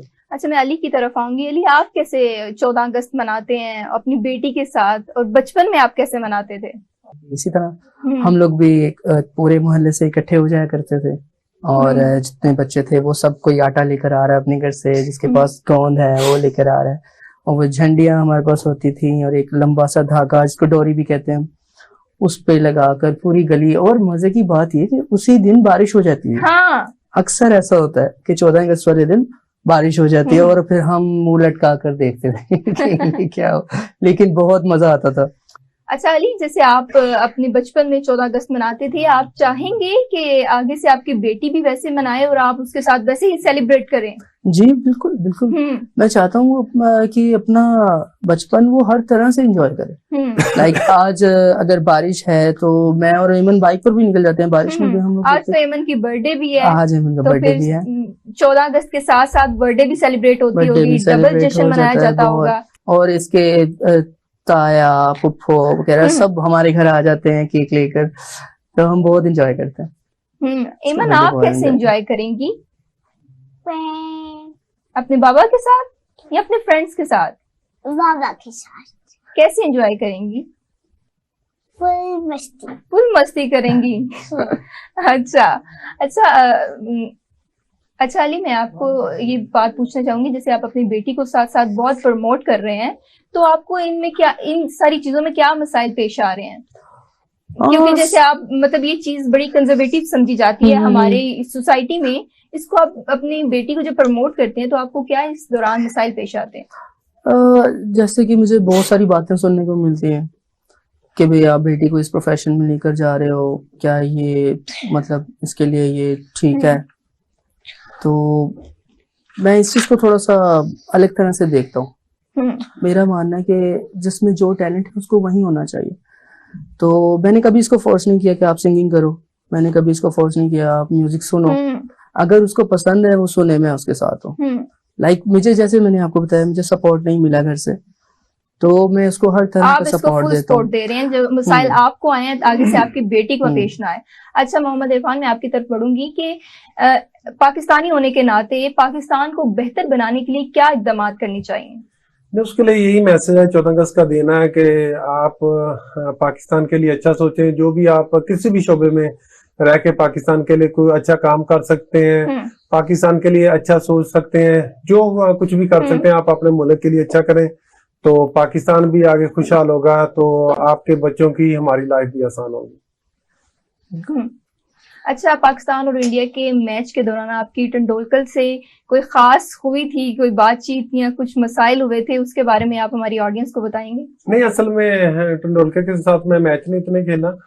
जैसे ही मैंने मेरा कमबैक था तो मैं रिटायरमेंट अनाउंस कर दी थी, तो साथ दूसरे प्लेयरों के साथ ग्राउंड में चलती रहती है, क्योंकि बाहर बैठ के भी गपशप होती है। वो एक समझें कि जिस तरह आप फ्रेंड बैठे होते हैं, गेट टुगेदर बैठे होते हैं, तो वो गपशप। लेकिन जब आप चले जाते हैं ग्राउंड में, पाकिस्तान, क्योंकि वो अपनी कंट्री से कह रहे थे, हम अपने, तो हमारी कोशिश यही होती है कि हम अच्छा परफॉर्म करें पाकिस्तान के लिए, जितना हो सकता है अच्छा परफॉर्म करके मैच जीतें। और सबसे बड़ी बात ये होती है, जो पीछे जो हमारे फैन बैठे होते हैं, अगर फैमिली के साथ है, उन दिनों में आप घर फोन भी करते हैं, तो सबसे पहले यही आती है, आपने इंडिया से मैच जीतना है, बाकी की कोई परवाह नहीं है, लेकिन आपने इंडिया से मैच जीतना है। तो इसलिए फिर उस मैच की एक हाइप भी बहुत ज्यादा होती है, उसमें प्रेशर भी बहुत ज्यादा होता है। तो मेन यही होता है कि उस मैच में जो अच्छा अपना जो है प्रेशर हैंडल कर लेता है वो जीत जाता है। तो जब ग्राउंड में होते हैं, जब बॉल कर रहे होते हैं, कोई चौका मारता है जहाँ को वैसे, क्योंकि इनके साथ एक तो हमारी जुबान मिक्स है कि उनको हमारी समझ हमारी उनको आती है, तो गुस्से में कभी गाली भी देनी पड़ती है, वो भी हमें देते हैं, वो एक देते हैं, हम 5 देते हैं। तो इस तरह ये बीच में मैच में चलता रहता है। तो लेकिन आखिर में यही होता है कि जब बंदा जीत जाता है मैच, तो सारी चीज कवर हो जाती है। अच्छा, तो कोई आपकी ऐसी यादगार बॉलिंग अटैक हुआ हो किसी मैच के दौरान? नहीं, इसमें जितने भी मैंने तकरीबन मैच खेले हैं, जितने भी बैट्समैन आते थे सामने, वो सबसे पहले यही कहते, यार आपकी हाइट की वजह से हमें बॉल नजर नहीं आता। तो ज्यादा मुझे ये होता था, जो मेरी इंटरनेशनल की पहली विकेट है वो विराट कोहली है, और जो वनडे की है वो है गौतम गंभीर, जो हमारा 12-13 का 2012-13 में हमने पाकिस्तान इंडिया का टूर किया था, तो उसमें गौतम गंभीर का वो क्या कहते हैं कैरियर, उस पर स्टॉप लग गया था, तो क्योंकि मेरे खिलाफ और पाकिस्तान टीम के खिलाफ अच्छा परफॉर्म नहीं कर सका था। तो जो है टेस्ट में मेरी जो विकेट है AB डिविलियर्स है, जितने भी है मुश्किल प्लेयरों को मैंने आउट किया हुआ है। तो लेकिन जितने भी बैट्समैन है, जितने भी दूसरे थे, सबके लिए मैं ही मुश्किल था, क्योंकि मेरी हाइट होने की वजह से और जो मुझे एक्स्ट्रा बाउंस मिलता था विकेट में, तो उसका मैं एडवांटेज हासिल करता, इसलिए उनको हर एक को मुश्किल होती है। अच्छा इरफान, जब आप मैच जीत कर आते हैं, तो जब आप मैच जीत कर वापस पाकिस्तान आते हैं तो आपको अपनी फैमिली की तरफ क्या अप्रिसिएशन मिलती है, क्या खुशी महसूस होती है अपनी फैमिली की तरफ से? जी जी, जिस तरह मैं 12-13 का मेरा सेकंड या थर्ड टूर था इंडिया के खिलाफ, हम जीत के आए हैं। हमारा एक दिन पे मैच था, वो हम सीरीज जीते हैं। वहां पे ग्राउंड में जो सेलिब्रेशन होती है वो हमने की है, और इंडिया को इंडिया में हराना बहुत बड़ी बात होती है। तो जैसे ही हम एयरपोर्ट पे आए हैं तो पता ना चले कि मतलब क्या हो गया है यहाँ पे ना। इतने लोग, फैमिली तो पीछे होती है, फैमिली का तो अभी याद ही नहीं होता। जब एयरपोर्ट पे आता है तो लोग इतने प्यार करने वाले सारे एयरपोर्ट पे पहुंचे हुए, हर की ख्वाहिश थी हम पाकिस्तान टीम से मिले। वहां पे जिस तरह उन्होंने सेलिब्रेशन की, फिर हम जिस तरह कदाफी स्टेडियम आके उन्होंने लोगों ने हमारा वेलकम किया, तो वो बड़ा अच्छा था। फिर उसके बाद जब मैं गाँव गया था, वहां पे लोगों ने जो मेरा वेलकम किया था वो तो आप कोई सोच ही नहीं सकता। जो 10 मिनट का रास्ता तकरीबन मैं 3 घंटे में तय किया। साथ वाले गाँव आगे सारे वेलकम करने, तो उनको बहुत ज्यादा खुशी होती है। तो गाँव में खुशी महसूस होती होगी कि आपको इतना प्रोटोकॉल मिलता है। जी जी, प्रोटोकॉल भी, और साथ लोग जब प्यार करते हैं तो एक फीलिंग ही ज्यादा होती है। तो ये जब आप पाकिस्तान से खेलते हो, अच्छा परफॉर्म करते हैं, तो उस टाइम लोग, ये नहीं कि मतलब प्यार का, बीच में जब मैच हारते हैं गालियां भी हमें पड़ती हैं। ये तो दोनों साथ ये सब चीजें। हाँ जी हाँ, क्योंकि पाकिस्तान का जितना अच्छे लोग हैं ना, जितना क्रिकेट से प्यार करते हैं, तो जब हम जीत के आते हैं, खास तौर पे अगर इंडिया से मैच जीते, तो जो वेलकम होता है वो आप भूल जाएं कि मतलब इतना क्राउड होता है, जो 5 मिनट का रास्ता 5 घंटे में तय होता है। तो इस तरह लोग प्यार भी बड़े करते हैं। अच्छा मोहम्मद इरफान, पाकिस्तान की क्रिकेट को बेहतर बनाने के लिए, क्रिकेट टीम को बेहतर बनाने के लिए कौन से इकदाम जरूरी हैं? उसके लिए यही है कि हमें डोमेस्टिक में थोड़ा ज्यादा जो है प्लेयरों को इनकरेज करना पड़ेगा, क्योंकि डोमेस्टिक में अभी पीछे 4-5 साल से क्रिकेट उस हिसाब से नहीं हो रही थी, क्योंकि टीमें कम हो गई थी, प्लेयर बहुत ज्यादा थे, तो उसकी वजह से भी क्रिकेट को काफी नुकसान हुआ है। तो अभी अगर देखें तो डोमेस्टिक क्रिकेट दोबारा वो 2014 वाला उन्होंने दोबारा डिपार्टमेंट और रीजनों को दोबारा वापस लेके आ रहे हैं। उसमें यह है कि हमें प्लेयरों को इनकरेज करना पड़ेगा, और जो उनका प्लेयरों का बजट है उसको हमें इम्प्रूव करना पड़ेगा, क्योंकि जो डोमेस्टिक लेवल पे प्लेयर खेल रहा था उसको बहुत कम पैसे मिलते हैं। अभी जिस तरह की चीजें अगर आप दूसरे कंट्रियों को देखें तो उनका जो है डोमेस्टिक की जो फीसें हैं वो बहुत ज्यादा है। हमें एक तो उनको ऊपर ला के आना पड़ेगा, और जो हमारे क्लब सिस्टम है, स्कूल क्रिकेट थी जो खत्म हो गई है, इसको हमें दोबारा बहाल करना पड़ेगा, जिससे पाकिस्तान की क्रिकेट और ऊपर जाएगी। अच्छा Ali, as a singer, as a profession, आप किस स्टेज पर आगे अपने आप को देखते हैं, अपने आप को और अपनी बेटी को, कि कल को मैं अपनी बेटी को यहाँ तक पहुंचाऊंगा? इसमें ये होता है कि आप कहाँ तक जाओगे ये तो आपकी किस्मत पर है। लेकिन आपकी सोच क्या है? लेकिन मेरी सोच ये है कि ये आर्मी के लिए सॉन्ग्स गाए, पाकिस्तान को रिप्रेजेंट करे, और अपना शौक पूरा करे, एंजॉय करे लाइफ में, ये बेस्ट है। ये सबसे ज्यादा जरूरी है कि आप जहाँ पर हो आप खुश हो। अच्छा अली, प्रोग्राम के एंड पे 14 अगस्त के हवाले से आप हमारी ऑडियंस को क्या पैगाम देना चाहेंगे? वन व्हीलिंग ना करें और साइलेंसर मत लगाएं, नॉइज पोल्यूशन ना करें, लोग तंग होते हैं, अपने आस पड़ोस का ख्याल रखें, लोगों को पूछें एक दूसरे को, किसी को कुछ चाहिए। और अक्सर लोग बीमार होते हैं और लोग वो छोटे छोटे बाजे ना बच्चों को पकड़ा देते हैं, वो बहुत इरिटेटिंग है। अच्छा, तो 14 अगस्त मनाने के और भी तरीके, जरूरी नहीं है कि आप शोर मचाओ। अच्छा मोहम्मद इरफान, आप 14 अगस्त के हवाले से मेरी ऑडियंस को क्या पैगाम देना चाहेंगे? नहीं, मेरे साथ जितने भी पाकिस्तान के लोग हैं, ओवरसीज हैं, उनके लिए यही है कि आप पाकिस्तान के लिए अच्छा सोचें। आप किसी भी शोबे में हैं, पाकिस्तान को हमने किस तरह दूसरे कंट्री के बराबर लेके जाना है, वहां पे रह के पाकिस्तान के लिए अच्छा परफॉर्म करें। और सबसे बड़ी बात है, जो अपने इर्द गिर्द जो गरीब लोग होते हैं, 14 अगस्त तो है ही एक के मतलब हम मिलके जिस तरह हमारे बड़ों ने पाकिस्तान बनाया, तो सब गरीबों का भी खास ख्याल रखें और पाकिस्तान के लिए अच्छा सोचें। नाज़रीन, इसी के साथ मेरे प्रोग्राम सुब स्पेशल का वक्त खत्म हुआ, और अपने प्रोग्राम की एंडिंग में एमन हाशमी के मिली नगमे से करूंगी। जी एमन हाशमी। ओके एमन, रेडी?